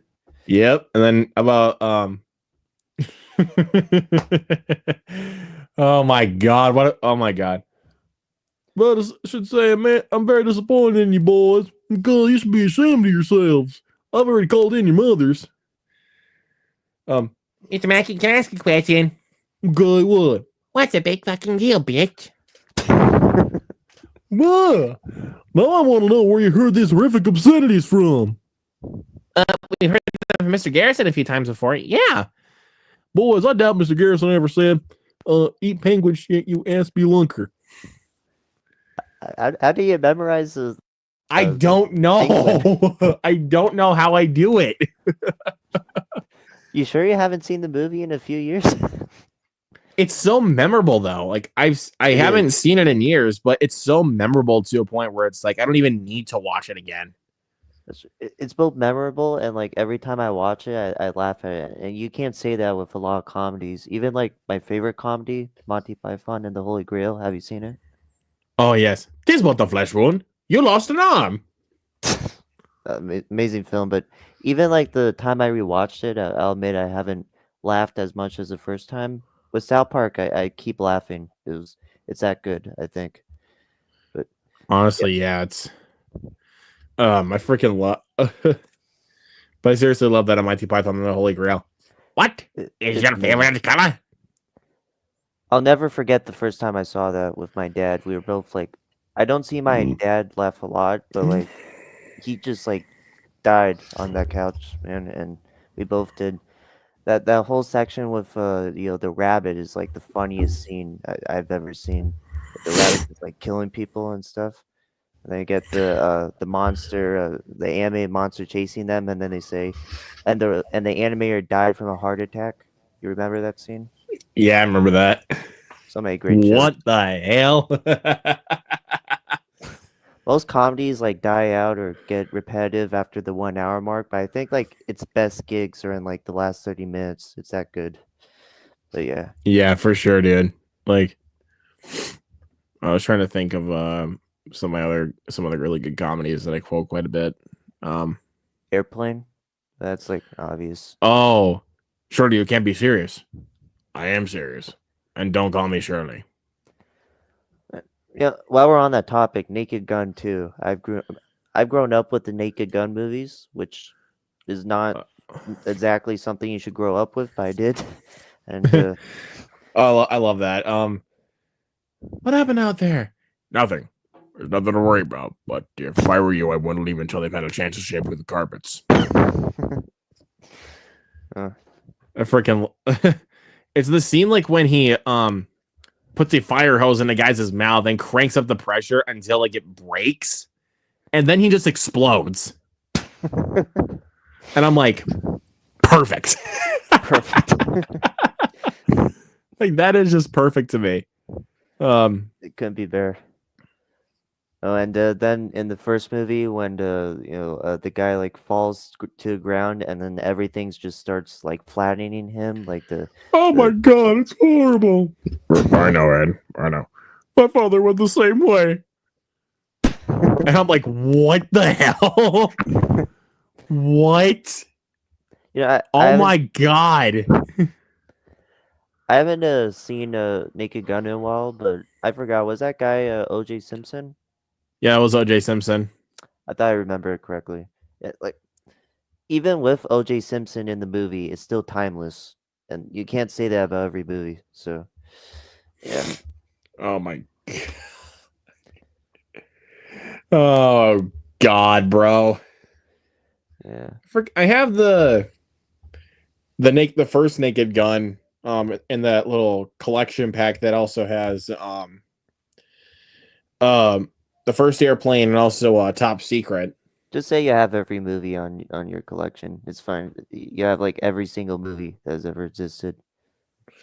Look at that. I don't know if I can say that because halfway there. Well, I don't know the classics yet. There's still some classics I still have yet to get my hands on. But all I have is like Kill Bill 1 and 2 and some Abbott and Costello shorts. Have you seen Abbott and Costello, Laurel and Hardy, Three Stooges? A lot of I that. watched a lot of Three Stooges growing up. I mean, I've watched some Abbott and Costello, like Abbott and Costello, Hold That Ghost. Watch that one. They meet the killer Boris Karloff. I watched that. Yeah, all the Boris Karloff ones with the Mummy and Frankenstein are my favorite. Trying to see some of the other, like I'm trying to see some classics that I don't have yet. I would recommend Laurel and Hardy. Like I grew up with the Three Stooges, but I think Laurel and Hardy made me laugh more personally. That's definitely fair. Yeah. I was looking at the classics I don't own, and one of them is the source of my shirt, which is the original 1922 Nosferatu. I haven't seen it yet, but I mean it's old, but I need to see it. Very old movie, and it is a silent film.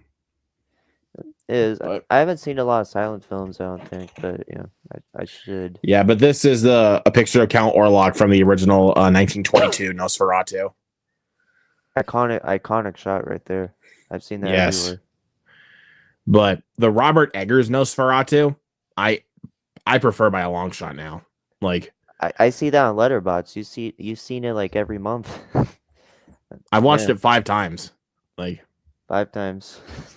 Like I saw it 3 times in the theater, and I watched it twice at home. And I mean, I am gonna watch it again here pretty soon. Maybe tonight.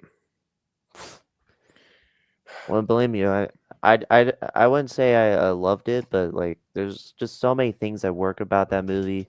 Cinematography, just like Robert Eggers is a great director. The makeup on Bill Skarsgård, especially at the end, is like so disgusting.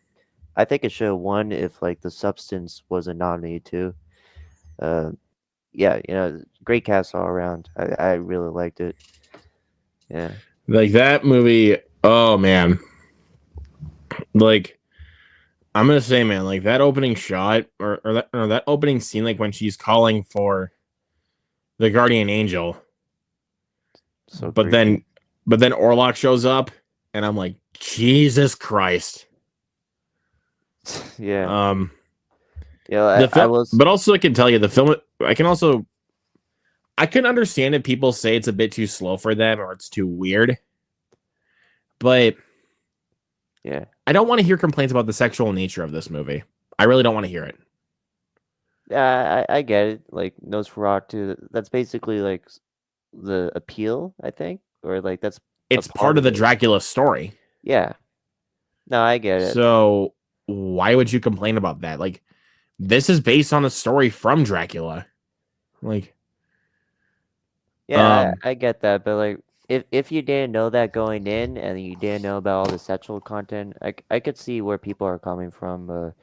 That scene where like the wife gets possessed and then like the husband immediately like starts like having sex with her, like what her eyes that's only because of one line that she said, and I'm like, once she said that line, I was like, go for it. I guess, but like drool dripping from her mouth and like her eyes rolled back, and what did that make him horny or something? Like, no, I get, no, like he was fearful by that point. Like he was full of fear. Yeah. Like before, like because she was about to call the doctor on her before like she crawled her way over to him. Yeah. And then said the line, "You can never please me as he could." And then I'm like, you're really gonna let your wife say that to you? 100-year-old vampire. and then he just goes for it, and I'm like, oh yes. I was like, the movie is like so weird. It like loops back around to just like making sense sometimes. It's just, I love like how weird it goes. Personally, I prefer The Northman because I'm just a revenge movie guy. I love Rambo and RoboCop, but yeah, Nosferatu. I really like that one. I think Nosferatu is my favorite from Robert Eggers so far. not no disrespect to any of his other films, because I think Right. I mean I love all the other 3 films he did. I love The Lighthouse, I love The Northman, and I love The Witch. I just Nosferatu had a Right. better creepy vibe to it.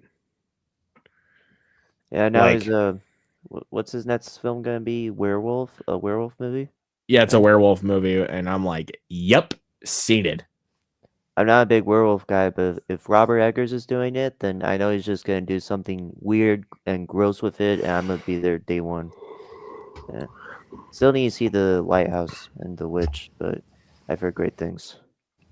I think definitely I think you're really gonna like The Witch. I'm not sure exactly how you'll feel about The Lighthouse, because it is a very, very weird movie. Hmm. It's even weirder than both Nosferatu and The Northman. Yeah. Like, it is a weird ass movie. But again, that's something I kind of have come to expect with Robert Eggers. Like, he's gonna Right. make weird shit. And you want to know? I mean, you want to know what film I honestly was expecting to be weird even walking in? What? Mickey 17. I knew that film was gonna be weird. I knew it too, but I wasn't expecting the threesome scene with 2 Mickeys. That's just that made for a weird theater experience. You gotta admit, bro, that was funny. Yeah, they spend all the CGI like putting Robert Pattinson in the room 2 times, and then they're filming a sex scene. It's funny. It is. Yeah. And Well, I if you're gonna mean, make like a movie with that premise and you're gonna like explore all the ideas, sure, go ahead. You know what? Fine. fucking go for it. And Exactly. Bong Joon-ho did not hold back any punches on that, which I He really said liked all about of that it. movie. Yeah. He was like, I know what my audience wants to see.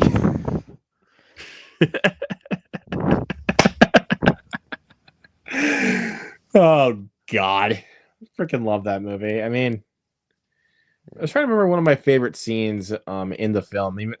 I wouldn't necessarily consider this like a funny scene, but I could definitely tell um the pain he was in after eating that tenderloin steak. Yeah.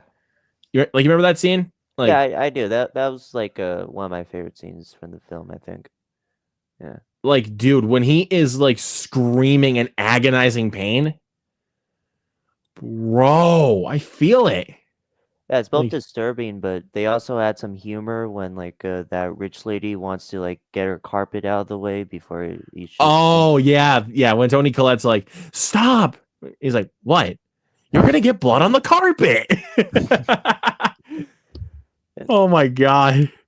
I wouldn't say it's particularly like a film I laughed at a lot, but I just loved how they like incorporated both the drama and the comedy. It's just like a really good mix for that type of film. And then you Well, get it is some of very the clever with its comedy, like yeah. distinctly, um, with how they portray Mark Ruffalo's character. He was good. I think he was really good in that one. Like, if if people are annoyed by him in that film, good. You know what I mean? That was the whole purpose. Exactly.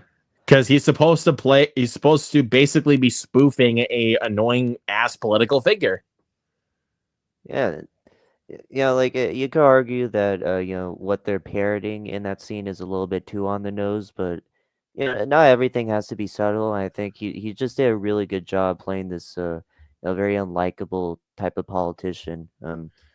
Like, and plus, if you watch my movie fanatics live show, um, we basically were making a lot of jokes about this political figure when we were doing a spoiler in depth talk about Mickey 17, Yeah. because like we knew what political figure he was parodying for one, and secondly, it's funny to do impressions of it. That's true. Like, I think he does like Mark Ruffalo did a really good voice for him, where it wasn't like it wasn't like completely him, but it was like you could tell what he was like trying to do with like the lip and how he moved and his also lip. like is like Keith kind of movement like that, you know, like you see that in the trailer. Yeah. And I'm Well, like, yeah, I definitely know what he's going for. I do. Yeah. Well, yeah. I really like what they did there, and yeah. Also, how they like incorporated comedy and drama. They also incorporated some horror with like the creatures and stuff, which I really liked. Like the design Yeah, of it. I heard they used some practical effects too. I saw some behind the scenes, and they had like puppets and stuff. Obviously some CGI, but like for some close-ups, right? yeah, but the CGI though looks fantastic. Really Like, good. Yeah. it is like even if they were fully CGI, like I still would not complain because they look fucking good. Like it looks like they looked better than anything in the Electric State because the elect do you know how much the Electric State cost to make? I've heard it's above 300. $320 million to make that one movie. I mean, you could have given 1,000 to me or something. Jesus. That's like half of Netflix marketing or like budget right there. I think that's actually their most expensive movie I that they've heard it ever is. made. Yeah. Like, how did that film cost more than The Creator and Godzilla minus one? Like, I saw those your films had considerably lower budgets. Godzilla minus one is like a 1 in a million, like 12 million, and it just looks that good. Like that was amazing. That was a great film. And And The Creator had an $80 million budget. the creator also looked really good. Yeah. Amazing. Like, that looked amazing. Yeah, you can And, make like go ahead. four creators, right? Like four creators with the electric state. Like, And with that budget, like, it's ridiculous. yeah. I was trying to think of other like good movies. Or Mickey 17 had a considerably lower budget than the Electric State. I mean, What it was was it? over $100 million, but it still had a considerably lower budget. Let me look it up. I might yeah, go ahead and look it up.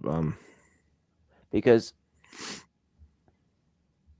yeah, I can't find it. It says 18 million, but I know that's not right. I think you're probably looking at the 118. Okay, there it yeah is. 118. Like I wanted to look that up because Captain America Brave New World, which I actually really liked, but that cost 180 million, and the CGI in that, like sometimes it's good, but sometimes it was just like straight up blurry, the green screen, and pixelated, and that was 180 million, and I just don't get what the MCU is doing with that with the CGI. It's just been very inconsistent with that studio. So reshoots do not help. reshoots do not help, no. And they do it Like for like that was every why they MCU beefed up movie. the budget. Like Every MCU movie has reshoots. I don't get it. Yeah. and I don't get like even if you have reshoots, you do not like seriously. Not every fucking MCU movie needs a reshoot, Yeah. or even any Marvel movie in general. Because I mean, Morbius went through reshoots, and Kraven the Hunter went through reshoots. I mean, what was even the And point with those two? Like, lost they made cause. the movies even worse. Yeah. Like, But so like I said, reshoots do not help a movie at all. Like, honestly, most of the time, reshoots will make a movie worse. that's true. Yeah. And like I said, Mickey 17 at a lower budget than Brave New World, and the effects in that looked much better. Yeah. I think of other movies than the obvious ones here. Actually, I just looked it up, and Mickey 17 also did some reshoots too. But yeah, I think it works for that film because Bong Joon-ho or Bong Joon-ho. Bong Joon-ho. Bong Joon-ho. Okay, I'm dumb, but no, Bong That's Joon-ho. okay. Bong Joon-ho, he had like a creative vision for that film. I think he just incorporated that to the reshoots too. So I think it works for that film more than whatever whatever the creative vision was for Captain America: Brave New World. Again, I like that film, but Marvel movies are basically made by a committee. So like if you're gonna do reshoots, it's probably because of test screenings and not because the director wanted to change something with the film. But yeah. I really don't know what it is with them, but I don't know. Yeah. I was trying to think of. Oh, Better Man had a budget of $110 million. Again, look better, right? Much better. I mean, I think most of it did have to go to the CGI monkey, but I think also when they did the Regent Street musical number, it took them a little while to get that going because I think it was Queen Elizabeth that passed away during the time that they were filming, and they had to close down the street for months. So Didn't know that. What? I'll be back in a minute. I just need to do something real quick. okay, I'll be right back. all right.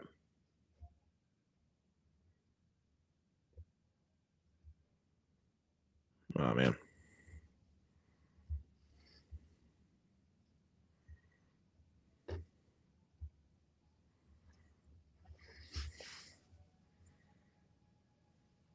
So just gonna look at some stuff while I wait for Schofield to come back.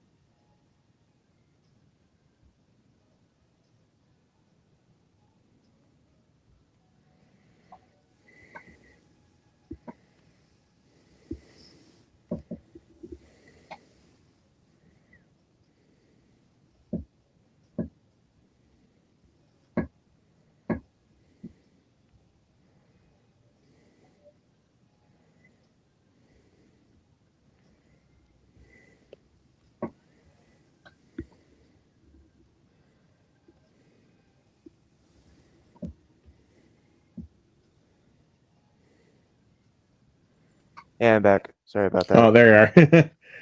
You're good. So we were talking about CGI. Yeah, Yep. like what, or like, namely, Budget. like budgets with Yeah. with other films compared to stuff like The Electric State. Where do you think the budget went for that film? Because was the CGI good for the Electric State, or was it like worse? Like No, it Epstein was film? bad. Oof. It was bad. Because I saw some letterbox reviews that said this was a money laundering scheme or something. I'm like wondering, did like the budget go to the Russo brothers or like the actors? Because I know like there were some big actors that worked in that film, Millie Bobby Brown, Chris Pratt, and then yeah, I'm just like wondering like where the budget goes, like 350. Yeah. Yeah, but I'm trying to see some other ones. Like Sonic 3 cost $122 million to make that. Mm. I'm not really into the Sonic films personally. I saw the first one, didn't like it that much. I know it gets better as it goes along, but yeah, I haven't seen It that gets film. much better once you I've get heard to good 2 and things 3. though. Yeah. I'm just trying to see some other ones that can pop in that As low budgets or high budgets. like that had lower budgets than the Electric State. Oh, like Beetlejuice that had a budget of $100 million. Yeah, that works really well because it used mostly practical effects, and I'm just like a sucker for practical effects. I think that just looks better with like a combination of CGI. That's another thing too, because Mickey 17 used some practical sets. Andor, have you seen Andor? No, I still haven't watched Andor yet. Amazing show, like probably the best of Star Wars, and like the CGI looks really good, and that that uses like a lot of practical sets, whereas like I think Book of Boba Fett or The Mandalorian season 3 used a lot of CGI. So I think like using practical sets and effects, mixed in with the CGI will just make the CGI look better. Um, that, Yeah. that that probably has something to do with it. I don't think there's like anything practical about Red Hulk. Not that there could be, but yeah. The Hulk, Edward Norton's Hulk and the Incredible Hulk look way more practical than Red Hulk. It did. I haven't seen the full movie, but I've seen scenes and he looks great. What's up, View with Drew? Nice to see you in View the it, chat. Drew, the MVP. What's up, man? Let me see. I'm trying to think of some other ones. I can count this because it's an animated movie. Mario Brothers cost $100 million, Yeah, I and wouldn't say that that movie looks gorgeous. it looks good. Yeah, I wouldn't say Man, it's like some of the best animation I've seen, but now that you mention it, it looks really good for Illumination. Um, I think it's still their best movie. Like yeah, I think it is their best movie. not a lot of competition, but yeah. I mean, you're not wrong, but um, let me see. Still trying to think of some other ones. Also, it's baffling to me how Joker Folie à Deux costs like about $200 million. Again, Like just I think most of it went to Lady Gaga though. Probably like I think she got 50 million, and Walking Phoenix came away with a lot of money. Todd Phillips probably got a lot.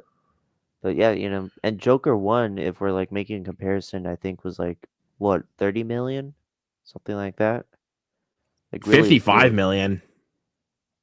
Which is like night and day budget wise, so yeah. I don't know. Like, I think with all, even though like I absolutely hated Joker Folie à Deux. Um, that should be a lesson to Warner Brothers Right. that even if your first film makes a shit ton of money, you don't need to make a sequel. I don't even think a sequel is that bad an idea actually. Like, seeing what's his name? Arthur in like a mental hospital, seeing how, he goes through that, kind of like being inspired by The One Who Flew Over the Cuckoo's Nest, or like a lot of prison films. And then we see him like break out or something. That there's like cool directions you could go with a sequel if you really wanted to. And then they made it into a musical, like out of the blue. And I don't know where that comes from. I don't know what the thought process was. Um, yeah, I really could not tell you because with what they did with that film, it absolutely pissed me off. Like, yeah, um, I really do not know what happened with that movie. I really don't know what happened. yeah, and Todd Phillips like completely just lost his marbles when making that movie. he did. Hey Hunter, what's up? Hey, Hey, buddy, what's up? Nothing too much, man. Happy to see you.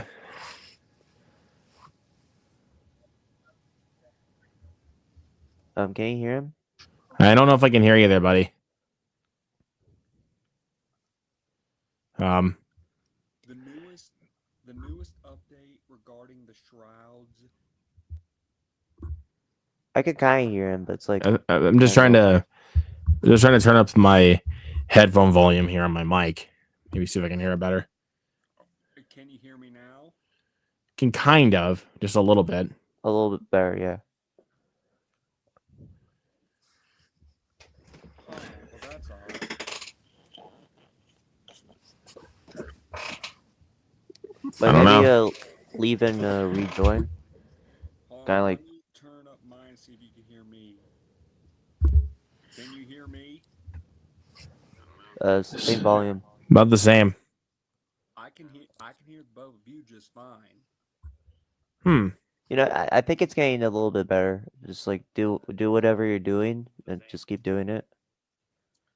Well, let's see here. I think we're getting there. Yeah.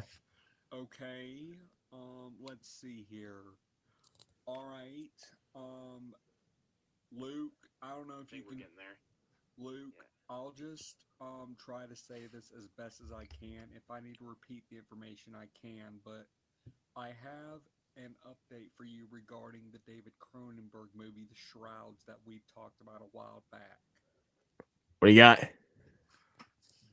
Janus Films, aka the same people who did the animated movie Flow, which won Best Animated, which just won animated feature at the recent Oscars, released the official trailer for the movie. I think it was yesterday, and the movie starts out limited April 18th, but then goes wide April 25th.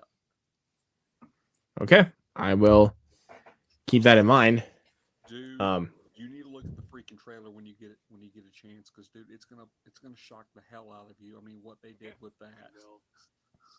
I think I did see a little part of it because one of my friends sent it to me through my group chat on Instagram, but I didn't have enough time to like watch it in full though. But I think the Wi-Fi is a little delayed for him. I could hear your voice over it. I What I could just do then, bud, is I could just, what if I sent you the link so you could take a look at it yourself? still have it in my my group chat here. I just need to watch it in full here, but I'll have to do that a little bit later. Well, okay, no worries then. All right. So yeah, I'll take a look at it here later. Oh, absolutely. Oh, I get it. But yeah, I've been taking it easy. So I watched the Oscars, and the moment Mikey Madison won, you were the first person I thought about. I said, "Oh boy, Luke Ponto must be a very happy camper right now about this." Yep. Bro, I like bro, you really have no idea how happy I was. I mean, even after the Oscars were over and the fact that Anora won Best Picture, I was like, oh my god, bro. I was so goddamn happy. Like, oh man, like, and for once, my favorite film like of like the Oscar like Best Picture catalog won Best Picture. That never happens. Like,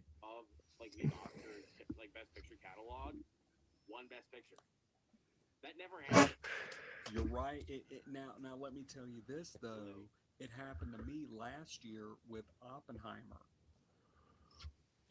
yeah. And then it hasn't happened since. I mean, Coda was a well deserving winner. I wasn't too big on Everything Everywhere All at Once.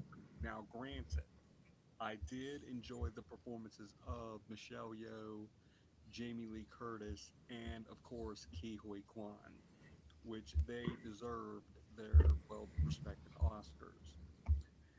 Now, when it comes to Honora, the moment I knew it was game over was when Sean Baker won editing. When they said, and the Oscar goes to Sean Baker, I'm like, all right, yeah, it's game over at this point, because there was no way on earth. I mean, you win screenplay, you win editing, you win director. How the heck can you lose Best Picture if you already have those in the bag? And then on top of it, you have Mikey Madison pulling out an upset over Demi Moore, who I actually had winning the Oscar, and you should have seen my facial reaction. I was sitting there like, so I'm thinking, doing like let's see how this is gonna play out. And then when they said Mike Madison, I'm like, and I was like, holy crap. And this is me basically when Sean Baker won director. Yep. I'm like, yep, you don't say. And what made it even more funny to me was how Sean Baker just acted like he was surprised, and he really freaking wasn't. Scope Studios, what say you?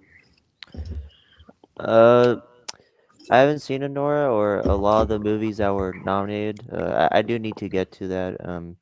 After seeing A Real Pain, though, I was rooting for that for best screenplay. But yeah, I'm happy for Sean Baker. He seems like a nice guy. Need to see Oh, his that was movies. wonderful. Yeah, like I really, really loved Nora, and I'm glad it won Best Picture. Um, there's still only one Best Picture nominee I have out of this year's Oscars that I still have not seen yet, which is I'm Still Here. I still haven't seen that quite yet. Was that Um, distributed to the United States? Or yeah, it is. is- It just landed on digital earlier in the week, so I'll have to check it out whenever I can. But out of the ones I did see, I can rank them from worst to best. You guys already know my number one's Nora, but I can just go through the rest for you. So, and of course, you guys already know what's in last place. You already know what is in last place. Like, Oh yeah, because yes, well, if you know what's in last place, go ahead and say it, because I'm not fucking telling it. I'm not saying it. saying it because it's too embarrassing just to even say. It's yeah. Is it Wicked? I actually don't know.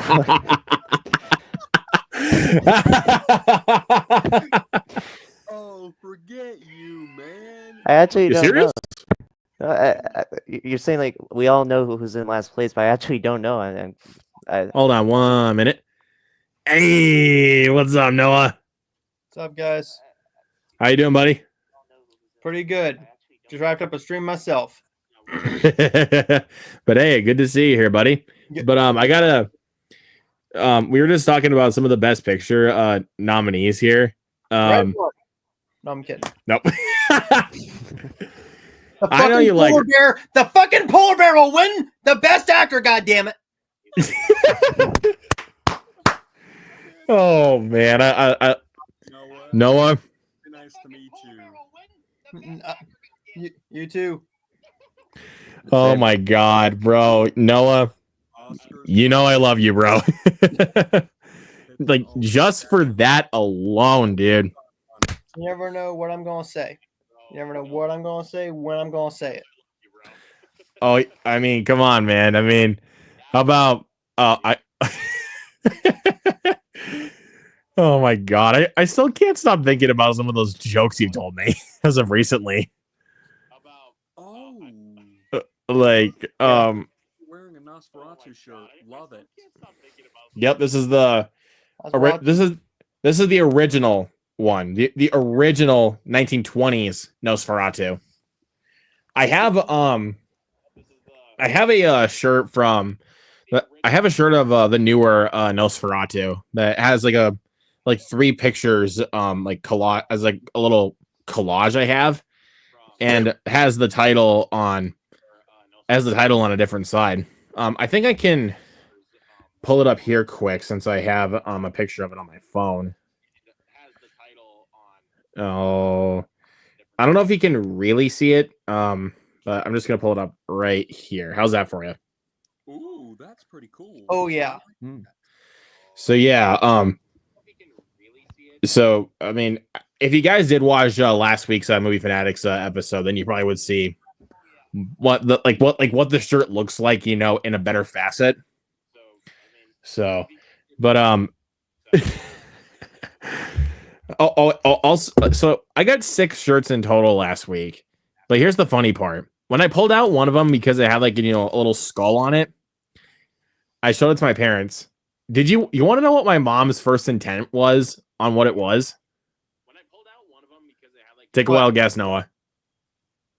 I am not gonna. No. She said Goonies.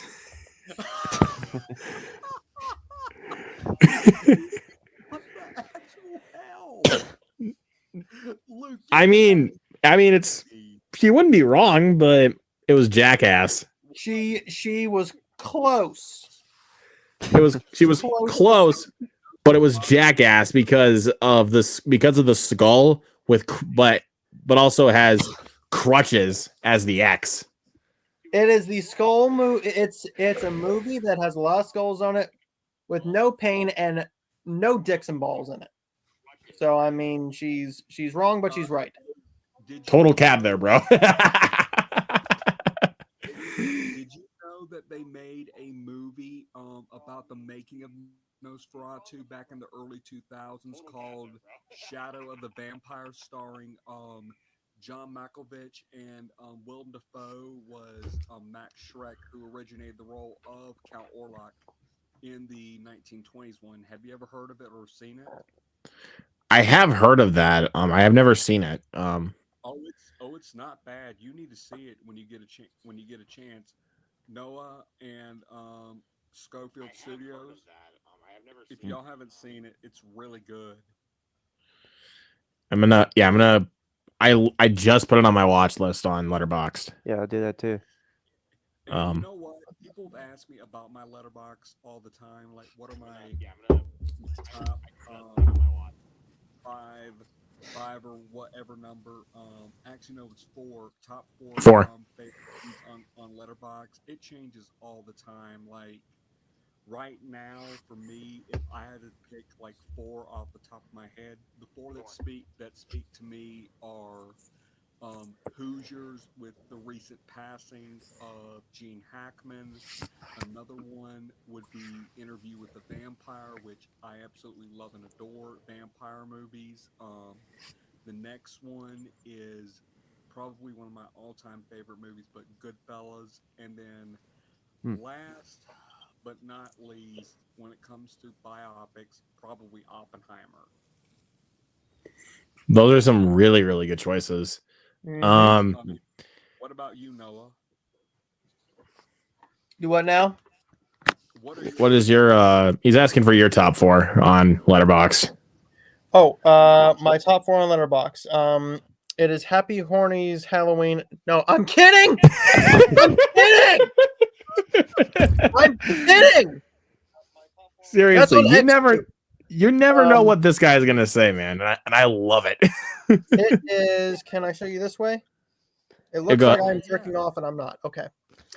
The Breakfast Club, La La Land, Wonka, and The Wolf of Wall Street. Those are not bad picks at all, my friend. That's a solid lineup. Great lineup there, man. It's actually better than mine, if I'm being honest. And Wolf of Wall Street is one of my brother's all-time favorite films. It is phenomenal. Yeah. Now, when it comes to favorite movies of the year, now if they were to allow us to get that for Letterboxd, my top four from last year, in no particular order, would be probably Anora, Wicked. Well, actually, no, Wicked was my favorite film of last year, but Wicked, Anora, Conclave, and what's that other movie that was so good that and Wild Robot. Wild Robot. Yep. I'll go over my top four of last year. I'll do this. My top four of all time, last year, then this year, because I got a pretty good lineup for this year so far. Oh, good. Let's hear it, my friend. So mine for this year, of all time, Trainspotting, my favorite movie of all time. Great movie. No question about it. My favorite movie of all time. Next would be the 1987 classic Hellraiser, the Clive Barker one. You got to check it out, dude. It's so good. I was here. That Hellraiser is my favorite horror film of all time. Like, no question about it. It is my favorite horror movie. So good. And then next would be Robert Eggers' Nosferatu. Absolutely incredible film. It's a film I never get tired of. Like every time I watch it, I still feel incredibly unsettled every time I watch it. And then my number 4 is the original 1994 classic, The Crow. Rest in peace, Brandon Lee.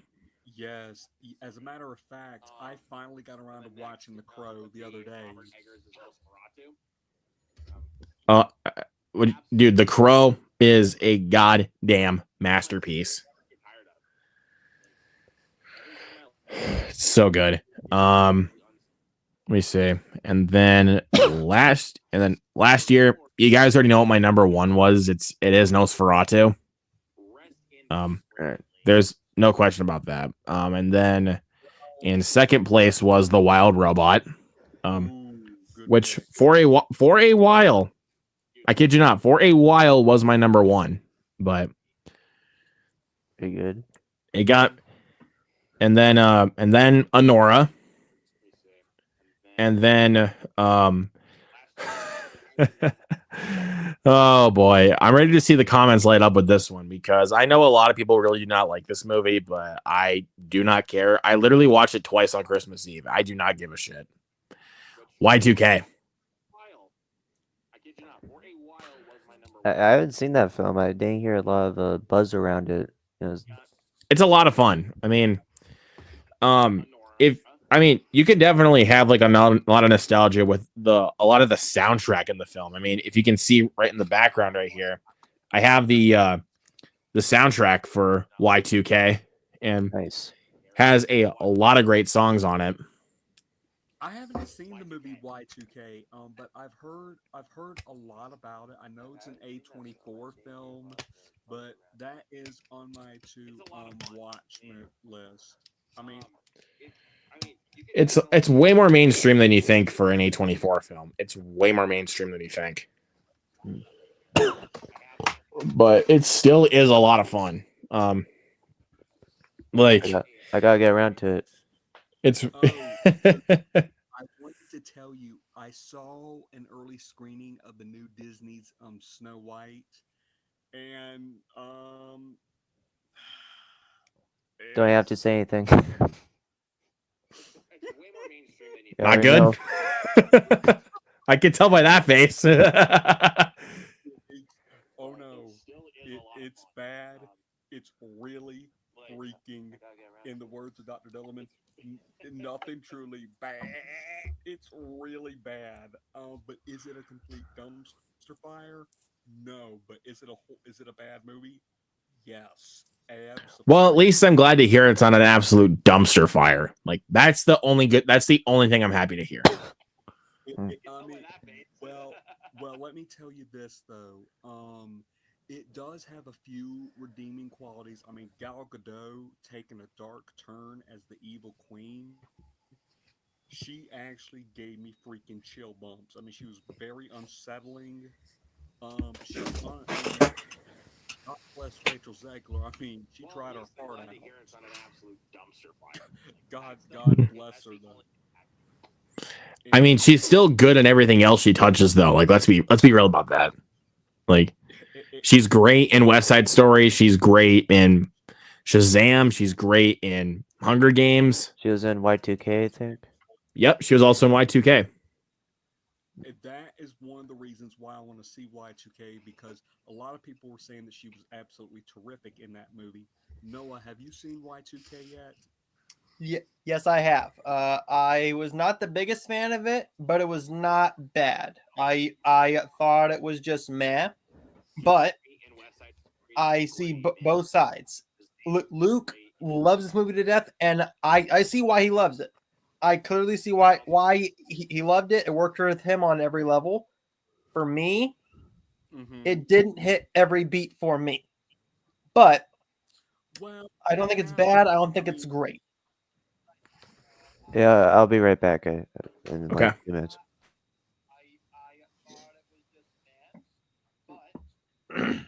But let's see. Then, okay, now I can go over my top 4 of the year because these 4 movies that I'm going to point out in my top 4 of this year are all 4 of these I've given A pluses to. Let's hear them. All right. Oh boy. But I'm actually going to go from 4 to 1 this time, and I could swap around all 4 of these. Honestly, I'm going to be honest. So number four is Companion. Really? I love Companion. Okay, now I can go over my top 4 of the year. Yeah, I absolutely love Companion.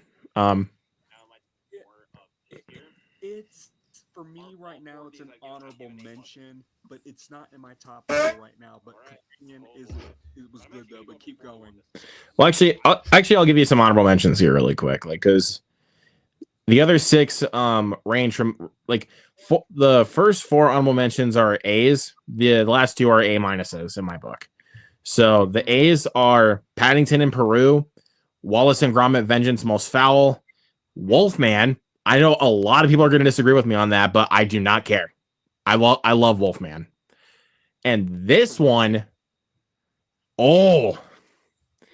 people, dude, I swear to God on this one, people are just going to call me an Oz Perkins shill for this. The Monkey. But I really don't care. I love The Monkey. It's my kind of movie.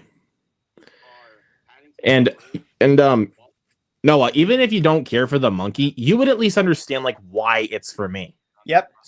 See, like, who's the only person in our group chat that disliked? Well, see, I didn't dislike Long Legs. I thought it was fine. It's just there's an element in there that isn't for me, and It's not your movie. Yeah. So there's I think that's the best way to put it. For me. Yeah. Now, if you love it, which I know a lot of people do, that's awesome.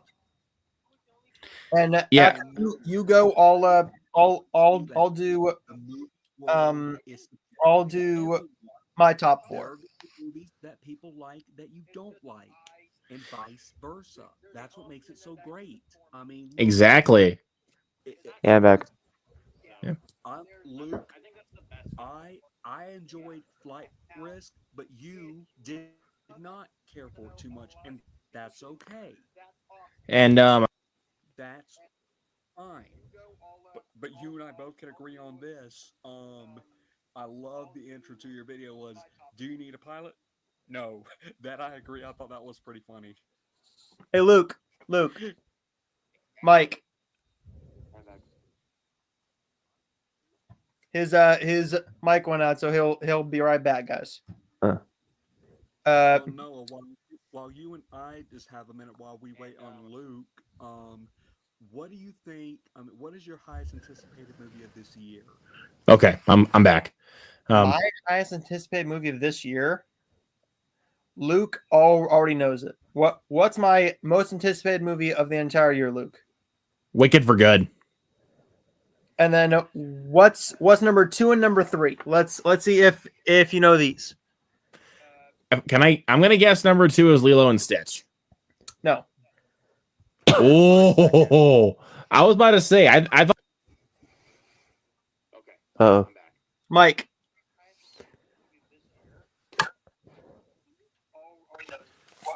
Let's do it this way. There we go. So how about, is one of them How to Train Your Dragon? Mm-mm. They're not big films. Oh, okay, you're getting me here. Think about my favorite actors. Oh God, you're stumping me, dude. Okay. Really? Dude, One Battle After Another. Oh God. One Battle After Another is my second most anticipated movie of the entire year. It's Paul W.S. Anderson. No. So, Paul sorry, Thomas sorry. Anderson. Yeah. It's PJ, not PWSA. It's PTA. It's Leonardo DiCaprio, Sean Penn, Alana Haim, Regina Hall, damn. Wood Harris, and Benicio del Toro. Oh my gosh,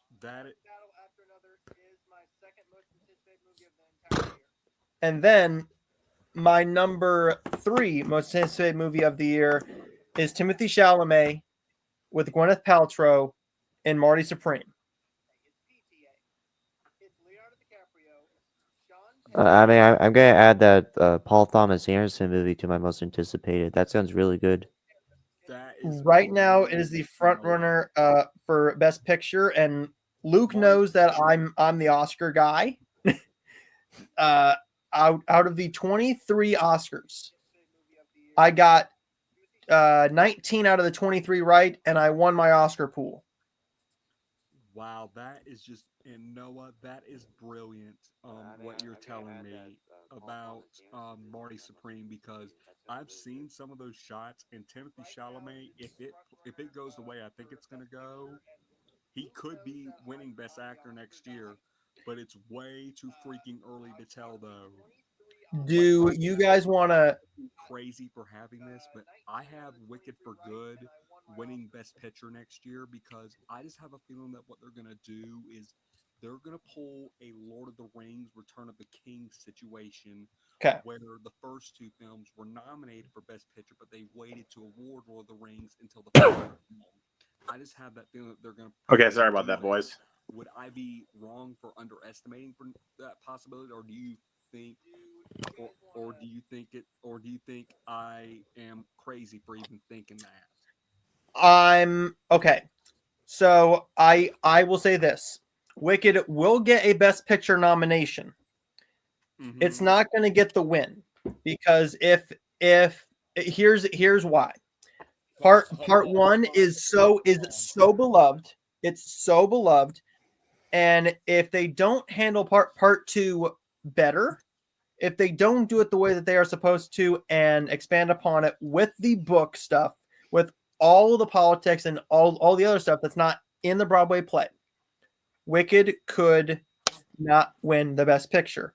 But I'm going to give you guys my my top 8 for the Best Picture nominations for next year already, and I'm doing this on stream Electricity. Sure.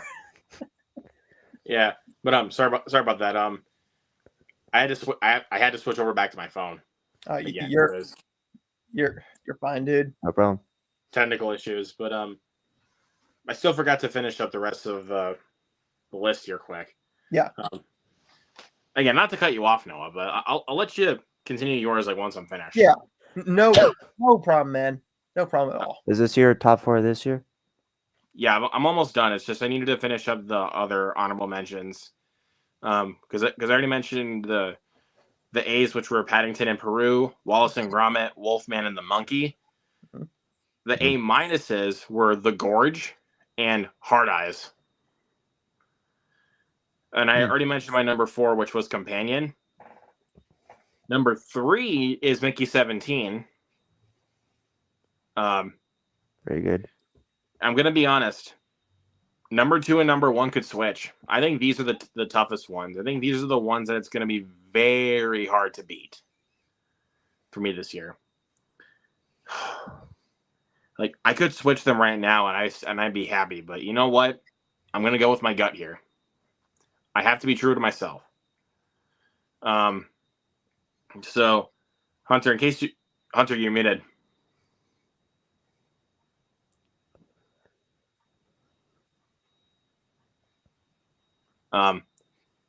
Anyways, but okay.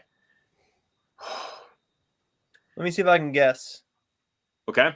Don't look at it. Don't look at it. I know one is Better Man for sure. Okay. What's the other one?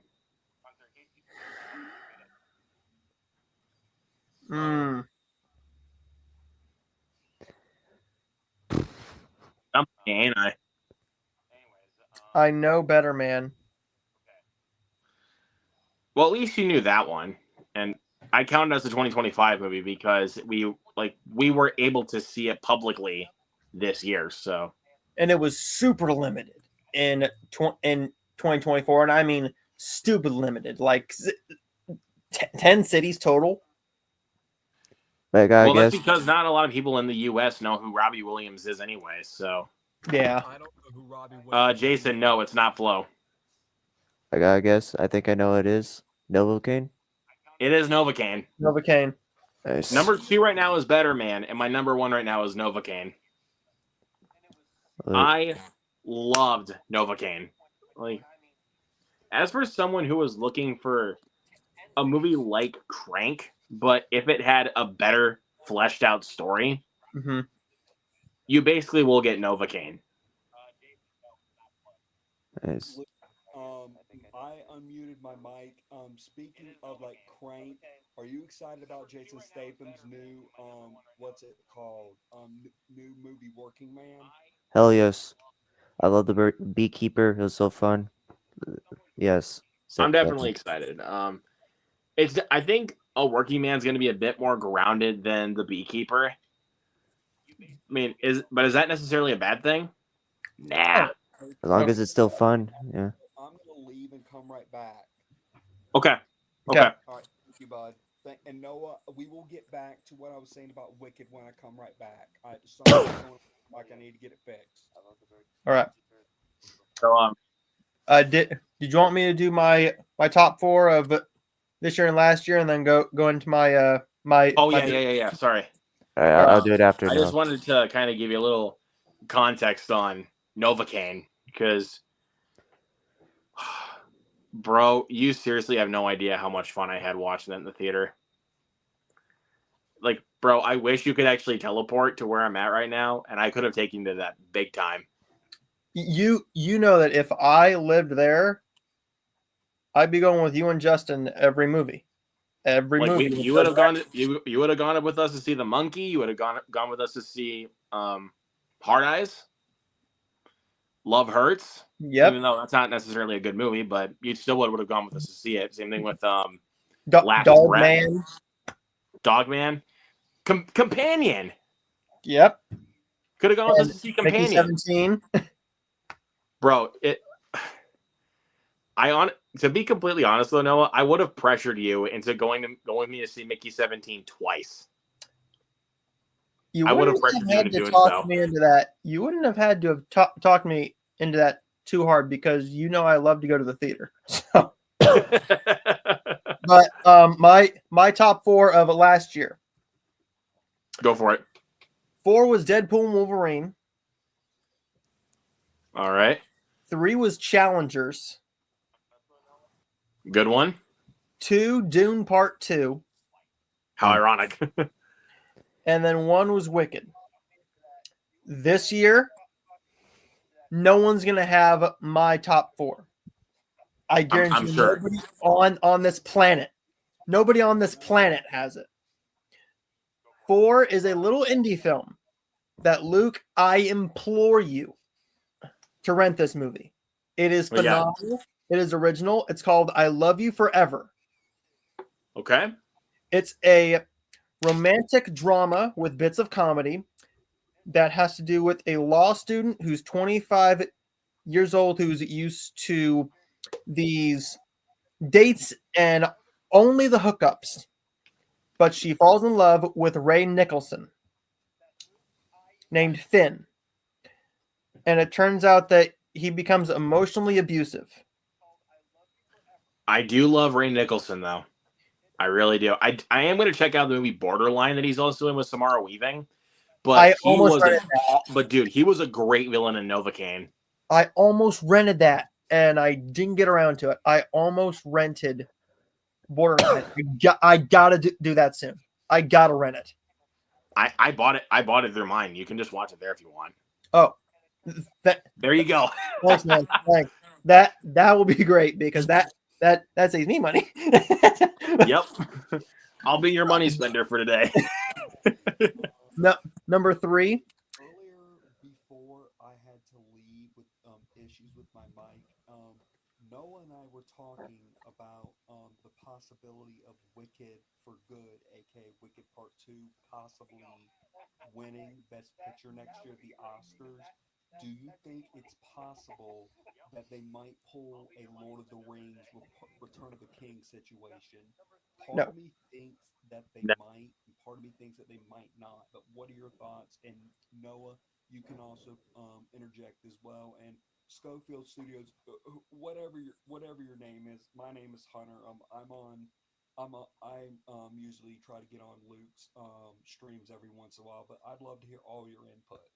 Noah, I'd like for you to resume right before I had to leave. Okay. So if the first one didn't have a shot to win, okay. I'm gonna try and be the non Oscar expert that I am. Luke knows when Honora won the Palme d'Or at Cannes. I told Luke. I text him in the group chat. Honora's winning Best Picture, and that was all the way back in the summer. I said that. I said so with Wicked. Okay, Wicked for Good, I think, has a lock to win 3 Oscars next year. Automatic lock. Costumes, production design, and song. Because there is a one original song written and performed by the Revo. So I think that's a lock to win. And for the screenplay Oscar, I don't think it has a shot because the first one wasn't up for it. John Chu wasn't up for any no directors. Nope. Now he won the Critics' Choice, but that's the Critics' Choice, and the Critics' Choice usually does agree with what goes on in the directors. He's not going to win that one because all the competition. My God, next year, listen to the competition of all the directors that you have for next year: Paul Thomas Anderson, Josh Safdie, Guillermo del Toro. Chloe Zhao, So it's 4. and Oh, that's 6. and Luca Guadagnino for After the Hunt. After the Hunt with Julia Roberts, Io DeBerry, and Andrew Garfield. Yes. There we go. So he's not going to get that. The actress Arivo is a lock because it is a Elphaba turn story. You see how she became the Wicked Witch. Without getting into details, you see things happen that take place during the Wizard of Oz film. So a majority of Wicked Part 2 is right when the Wizard of Oz is currently happening. So say for when in the original film, Dorothy is down there, and that time that sand is falling upstairs, Elphaba and Glinda are singing a song. Correct. So Yep. Arivo is a lock, and Grande is a lock. Grande right now has the best shot to win the Oscar. I agree. Because 100%. And Noah, can I interject right there, and I'll tell you why I think that. Because had had Wicked been a single film, and let's say that Zoe Saldana wouldn't have been in the picture with Amelia Perez, there's no doubt that Ariana would have won Best Supporting Actress. But my thing is that I think it does have a shot to win Best Picture next year because, as I was telling you earlier, the first 2 Lord of the Rings films were nominated for Best Picture, but they waited until Return of the King to award Lord of the Rings Best Picture. But at the same time, there's probably going to be a bigger, stronger film that you have mentioned, such as like After the Hunt or that Paul Thomas Anderson movie with Leonardo DiCaprio coming out right around the holidays that will probably win Best Picture, or even Marty Supreme with Timothy Chalamet.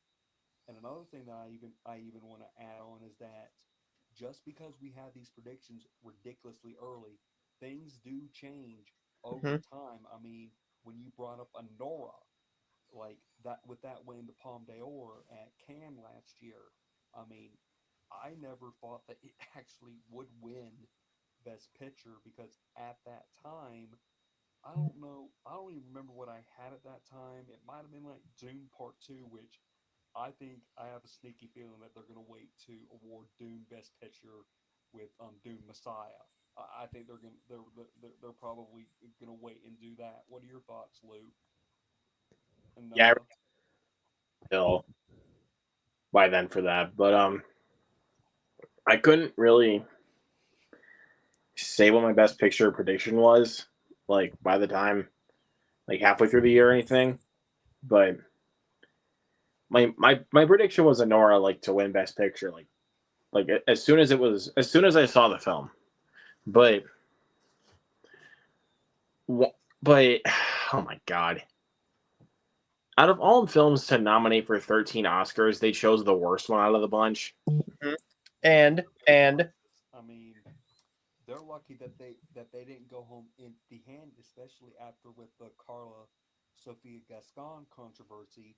I had a feeling at one point in time that it could have even affected Zoe Saldana's chances of winning supporting actress. Granted, she and Selena Gomez were the only two celebrities that kept the thing going, and albeit I didn't even care for Amelia Perez, but I will admit, I mean, Zoe and not Ariana Grande, Zoe Saldana and Selena Gomez were both great. Were both great in that movie. All right. Yeah, go ahead, Mom. Yeah, my mother was just asking me something real quick, but yeah, and then Noah, do you ever think that another musical will ever win Best Picture, or do you think Chicago was the final one to ever win Best Picture? no. What it is going to take is it's going to have to be something completely original, or it will have to be a Hamilton movie. Because if Hamilton is made into an actual movie, if it's ever made, Hamilton is a shoe-in to potentially win. But what has to happen is that it has to be the best film of the entire year. Luke heard me preach this on my show. How many times, Luke? Yes, Emilia Perez got 13 nominations. 13 nominations, but I went through everything. Killers of the Flower Moon got 10. It won 0. The films that won that got the most nominations, the majority of the time do not win the best picture. Honora got 6 and it won 5. Emilia Perez was nominated for 13 and got 2. Wasn't Oppenheimer nominated for like 12 or 13? It was up for 11, I think. That won Best Picture. Yep. So with getting the most noms, yeah, that's a big deal. But we also had the big one in, was it 2020 Oscars? The Irishman was nominated for 10 Oscars. Didn't win. It won nothing. So back to the Wicked, right? Okay. If it's the best film of the entire year, and it's better, which I'll go into my my top 8 here soon. If it's better than any of these films, then has a shot. But I'll go through this very, very, very quickly. What I think is the best shot to win the best picture for this year is One Battle After Another. I think that's a shot to win. But the rest of these are nominations. Wicked for Good is a lock. It's a lock for a nomination. Yep. Marty Supreme. Avatar Fire and Ash. That's All right. Yeah, that is a lock for sure. Hamnet. I've heard about All right. That is Chloe Zhao. It's Jesse Buckley, Paul Mescal, and Emily Watson. Mm-hmm. After the Hunt, we've talked about that one already. Everyone thinks I'm going to be crazy, But Luke and I were the only people who knew that Nosferatu was going to get some Oscar love. No, We knew cinematography, we knew costumes, Makeup. and makeup. So I'm going with Frankenstein. all right. I'm thinking that Frankenstein has a shot to get a Best Picture nomination. The Life of Chuck. Yep. The Life of Chuck Life has of a Chuck. shot. Hmm. But I'm actually going to do 9. This depends if the movie comes out this year. This is a controversial pick. I'm going Michael. I'm going Michael because everything that I have heard from what Jafar Jackson has done, perfection. Yes, the controversy has happened, but look what happened with with a lot of the other ones that had a big controversy. Some of it made the movie better, and with who's writing this film, I think they have a good idea, and they have hundreds of stories to go off of with MJ. I mean, he's a legend. He has tons of stories that they could go off of, or just go and create your own. Right. But Yeah. right now, I really do think that the best shot is one battle. Is one battle after another, but Wicked could get it. I think it has a nomination, but I know it's going to win 3 Oscars at least. 3, Yeah. maybe 4. Maybe 4. Before I head out, I will basically say this. I mean, it's only going to be a matter of time before we truly know what's going to happen. I mean, the reason I was kind of surprised that they didn't debut the first look trailer for part 2. I heard that they weren't satisfied or anything with the trailer, so they took a little more time. And I don't know if you've watched any of the interviews, but John Chu has a version of Wicked with both movies combined with a built-in intermission instead of the to be continued title card at the end of part 1. And I heard it's like 5.5, 6 hours long. Do you think we will ever get that cut out in the open, meaning like a Blu-ray or a 4K or a DVD? I think they'll put it out on Peacock first, and if they put it out, it'll be on a Blu-ray, but I don't think that it would actually sell because whoever wants it will have already bought 1 and they'll buy 2. And what I think will happen is this. For years, it's Once Upon a Time in America was already a very long film, Mm-hmm. but it took them a long time to come out with the ultimate cut, which is over 4 hours long. So Yep. I think it'll take a couple of years. We could, but also how long have we've been told that there's a 4 hour cut of what's that one film, Luke? There's a 4 hour cut of it. Django Unchained. Napoleon. Yeah, they said there was a 4 hour version of it, and they only put out they cut it out by a half hour, and Django did have a 4 hour cut. They never put that out either. The only one that I can think of that they took time with was the extended cut of The Hateful Eight, because they put it as a mini series on Netflix, and that's the only reason they did it, as a cop out, to say they released it when they actually didn't. Well, let me say this though. I heard that what they could do is they could release it as a double bill to promote part 2 when it comes out in theaters right around Thanksgiving, so they could just do it as a double feature. But then I have some friends in different Facebook groups that are saying that they're predicting that what they'll do is when Wicked for Good comes out on Blu-ray, they'll put as a bonus disc both movies combined as one. What are your thoughts? Hmm. I That is think interesting. I think that's a possibility. They'll definitely put part one out in theaters right beforehand, because I mean, God, they put a lot of movies out back in theaters. How many years, Luke, has Hocus Pocus been back to theaters in the month of October? Too many. Many.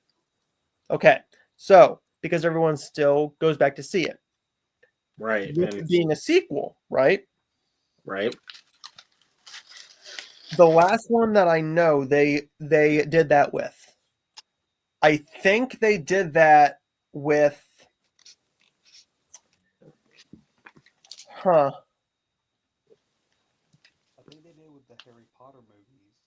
they Dune. They put Dune back in theaters, and that helped Dune part two.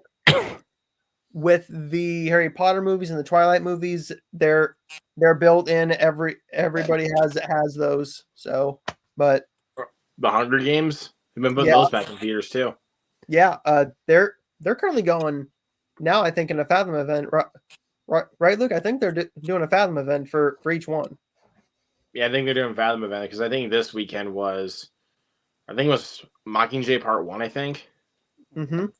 because on part Mockingjay Part 2. Then I think the following week, correct me if I'm wrong, would be Ballad of Songbird and Snakes.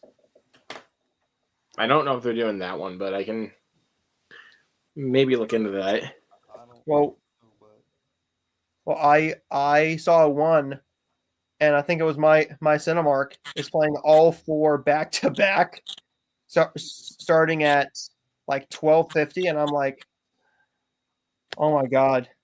If anybody would do it, I think that if I lived near Luke, we're the best of buddies. But we are crazy enough to go and see all four of the Hunger Games movies in one sitting. I think so. I can't do that. Like hell, I can say this. We can go to that Cinemark that's an hour away and do like a triple feature for movies that are like about hour and a half to 2 hours, Yeah. and we'll like our butts will not even be sore. Like we can take a break in between and then just walk a little bit, go to the bathroom, get more concessions if we need to. Like I've like done here's an example for you. Like here's an example for you. Like for what we got like this weekend, like at least for what the Cinemark is getting for me, because we have Snow White, Yeah. the Alto Knights, and Locked. Yep. oh, I saw Alto Knights. I absolutely loved it. Apparently, De Niro said that he'd been working on that movie, trying to get it off the ground for ages, and he's just glad that he got it out before he kicked the bucket. So he says on, I think he said that on Colbert or something just recently. But Yeah. Noah, let me also ask you this: supposing that they did release a combined cut of Wicked on Blu-ray, would you buy it? I definitely would. Luke knows that Wicked means the world to me. It means Yeah. the world to me. I walked out of my screening, and in our group chat, I say for verbatim, I walked out of that movie changed. It was a life-changing experience for me to see the first Wicked movie in theaters. And I walked out of the theater, and there was the theater well, technically the manager's husband. And all he said was, "So what'd you think, Noah?" I looked at him and I said, "That's one of the best movies you've ever played in this theater." That let me tell you an interesting story. So I took my mother and my sister to see the movie in IMAX the day before Thanksgiving. My mother and I had seen the stage production like 3 times. twice on tour, of course, and then the third time on tour. And the third time I saw it was with my mother. My sister knew what the show was about. Mhm. She knew like what the logistics were, but I'll tell you what, when Elphaba got on that damn broom right after she reached out for it and just saying her "It's me," the floodgates so overwhelmed with happiness I had to stifle my damn sobs because we were in a freaking packed IMAX auditorium and I was just a blubbering mess at the end of the movie because it was like I'm thinking to myself, okay, because right as Defying Gravity started, I'm thinking to myself, okay, John, you've done great with all the other songs. Please, for the love of God, do not mess this Act 1 finale up. And lo and behold, he nailed it. I mean, Luke and I have talked before about seeing the Broadway production, but Noah, Yeah. have you seen the stage show? I have not. No, I've not seen the stage show. I know some things of Well, what happened. Like I know what happens with uh Fiero. I know he becomes the scarecrow. I know about the weddings. I know the love story, but I'm keeping everything out because with the first Wicked, I'm leaving it all out there because I know they have the book in there as well. So they're taking from both places. correct, but Yeah. Luke will agree with me on this because he and I have both seen the stage production. It would have been impossible for them to have done Wicked into a single film without having to cut songs or trim characters or omit major plot points that are just too crucial to cut. I do agree with that. But I mean, it needed all the breathing room it can get. Yeah. It could have actually received like the characters like Dulcie Bear that wasn't in the stage show. Well, she kind of was, but she was just a character that just stood there. And I mean, but overall, I mean, now Noah, if they were to make Hamilton into a movie, do you think John Chu could pull it off, especially with what he did within the Heights? Maybe, but I don't think that he would be the one to be the director. I think if anybody should be that director, it should be Lin Manuel. I agree. I actually have a good option for that because like to really you really need like whenever you make a Hamilton movie, you really got to have the energy. Like Hmm. you have to capture the energy of what makes the show so good. Because I watched the Disney Plus Hamilton, Mm-hmm. and it's phenomenal. Absolutely. And the one person that has directed two musicals that's not John M. Chu No. that I think can really pull it off with the energetic style he brings to the two musicals he's directed. Michael Gracie. Yep. Oh yes. I think Michael Gracie can do it. The guy that did The Greatest Showman and Better Man. Like he brought his energy, like the musical energy to both movies and it is sensed in both of them. Especially in Better Man. Like Better Man is so energetic You don't with say. his musical numbers. I agree. But do you think that if Hamilton were to be made into a film, do you think they would do every song, or do you think songs would get cut? Lynn would make sure that most of the songs were in there, and I think if he was going to cut anything, it might it might be a line. It might be a different story, but I really don't think he'll. Let's see. You can't really do it without say the 10 dual commandments. You can't do it without you can't do the show without everything. I mean, all of the King George songs, you see him go slowly more insane.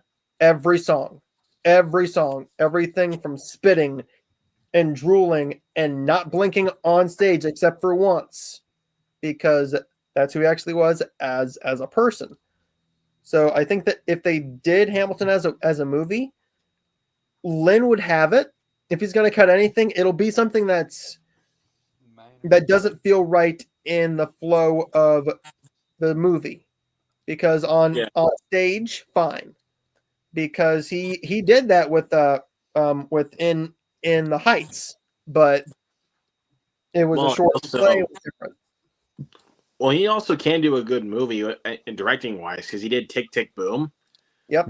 But the reason why I would pick Michael Gracie for it is because, like I said, the energy. Yeah. Like you can tell, like you can sense, like in the Broadway version, especially in the Disney Plus film, that there is a lot of creative energy towards it.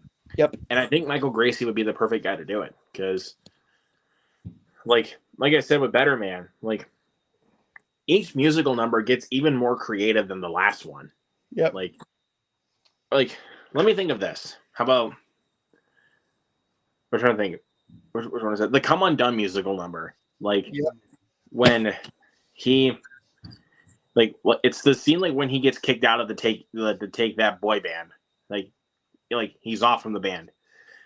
And he just, and I'm not spoiling anything because this is a true story. He tries to kill himself by committing suicide in a car. Yep. And how they were able to capture that in a musical number was like, you can definitely sense it's a lot of Rocket Man inspiration.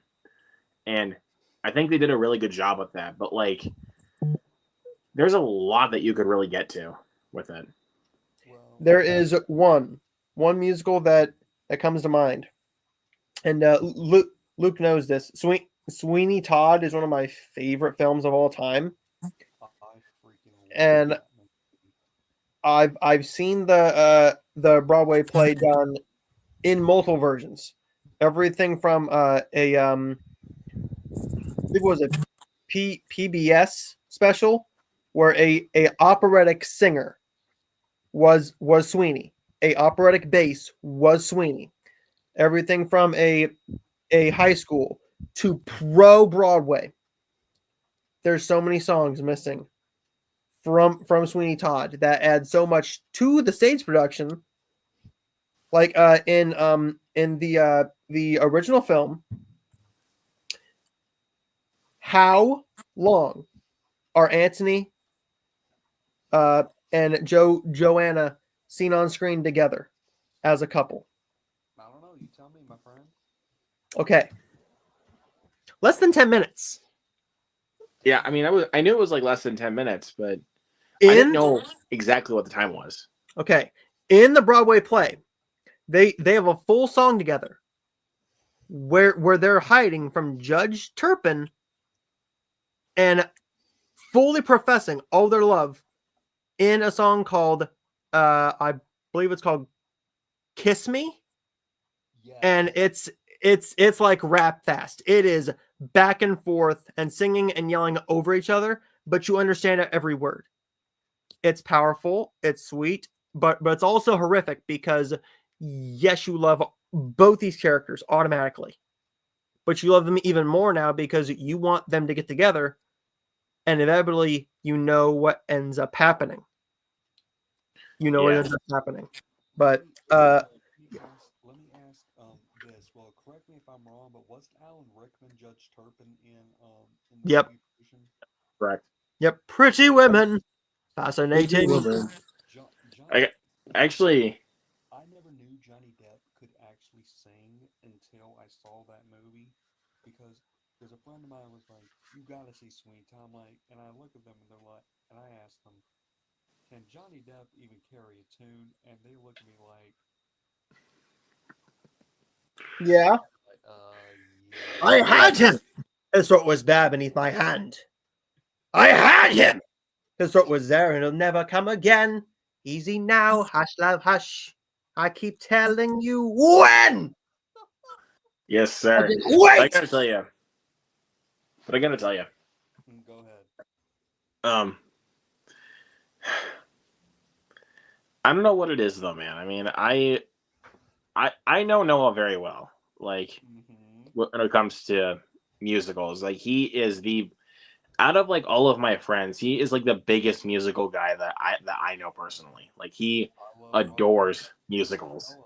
We all know you and I would get along very, very well on that. Like one of my I mean, all-time, I love musicals too. I mean, of course, buddy. But um, one of my all-time favorites is Joseph and the Amazing Technicolor Dreamcoat, and John M. Chu is going to be doing an animated film version of that at some point in time, which I have been checking to see what updates were on that. And while he was being interviewed at the London premiere for Wicked Part 1, he was briefly asked about it, and he said that it's still in development, it's still happening, it's just we're trying to make sure it's done at the right time. But yes, it is coming.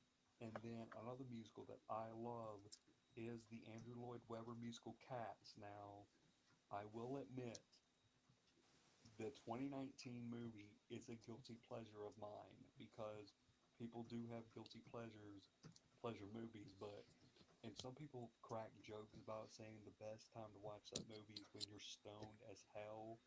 And I'm gonna confess, I actually did watch it stoned once, and it was different, but still, it's a guilty pleasure. And then another musical that I love that I want them to do at some point would be the Broadway musical Parade, which Parade is based on a true story about a man who was wrongfully convicted of a crime that he didn't commit, and they just did a Broadway revival of it about a year and a half, 2 years ago with Ben Platt from Dear Evan Hansen, and it's now on national tour with the Wicked alumni playing the leading lady. Oh my gosh, what the hell's her name? Adina From Menzel. Scour. But if if any of you ever get a chance, if the show ever comes to your city, Parade, I would totally recommend looking getting tickets to it because it is a moving and profound piece of history that a lot of people don't even know about. And then Noah, I could even tell you another one of my all-time favorite musicals, and that would happen to be Fiddler on the Roof. And Yeah. Disney is rumored Good to If one. I do were a rich man. I Every have day, every day, heard, every day, every day. which I have I can tell heard you, about it. I can tell you my favorite musical. I don't know if I can. It's not based on a Broadway musical at all. I mean, this is Okay, like an entirely original musical, which is Sing Street. that Yeah. is brilliant, and so is La La Sing Street Land. is actually my favorite musical. Like, oh my god, dude, that is such an amazing movie. Matter I was of Well, trying to fact, think of guys. like, Oh, I hate to say it, but it's getting late over here. yeah, It's it's getting pretty late over here too, and I gotta get up for work in the morning. So yeah, and it's yeah, heading I would towards yeah, midnight here. So yeah. Luke, Noah, and whoever you are, Scofield, it's been a pleasure talking to you guys. I actually figured out what happened to my mic. I had the YouTube live stream going on at the same time while I was in the StreamYard feed. So once I exit out of that, I could hear you all perfectly clear. So that's what happened. gotcha. Okay, that makes more sense So now. now I know what to do next time you're doing something like this, Luke. But All right, no problem, man. but yeah, well, guys, it's been a real pleasure talk with you. And yes, Noah, time will only tell as to what's going to happen with the 2026 Oscars. But boy, would it be cool if both Cynthia and Ariana were to just to host the ceremony next year. it would Rock be. on. Hmm. All right, It would be amazing. So, all right, guys, rock on. Talk to y'all at a later time. all right. So, thank you everybody so much for watching, and we'll catch you guys next time. Peace.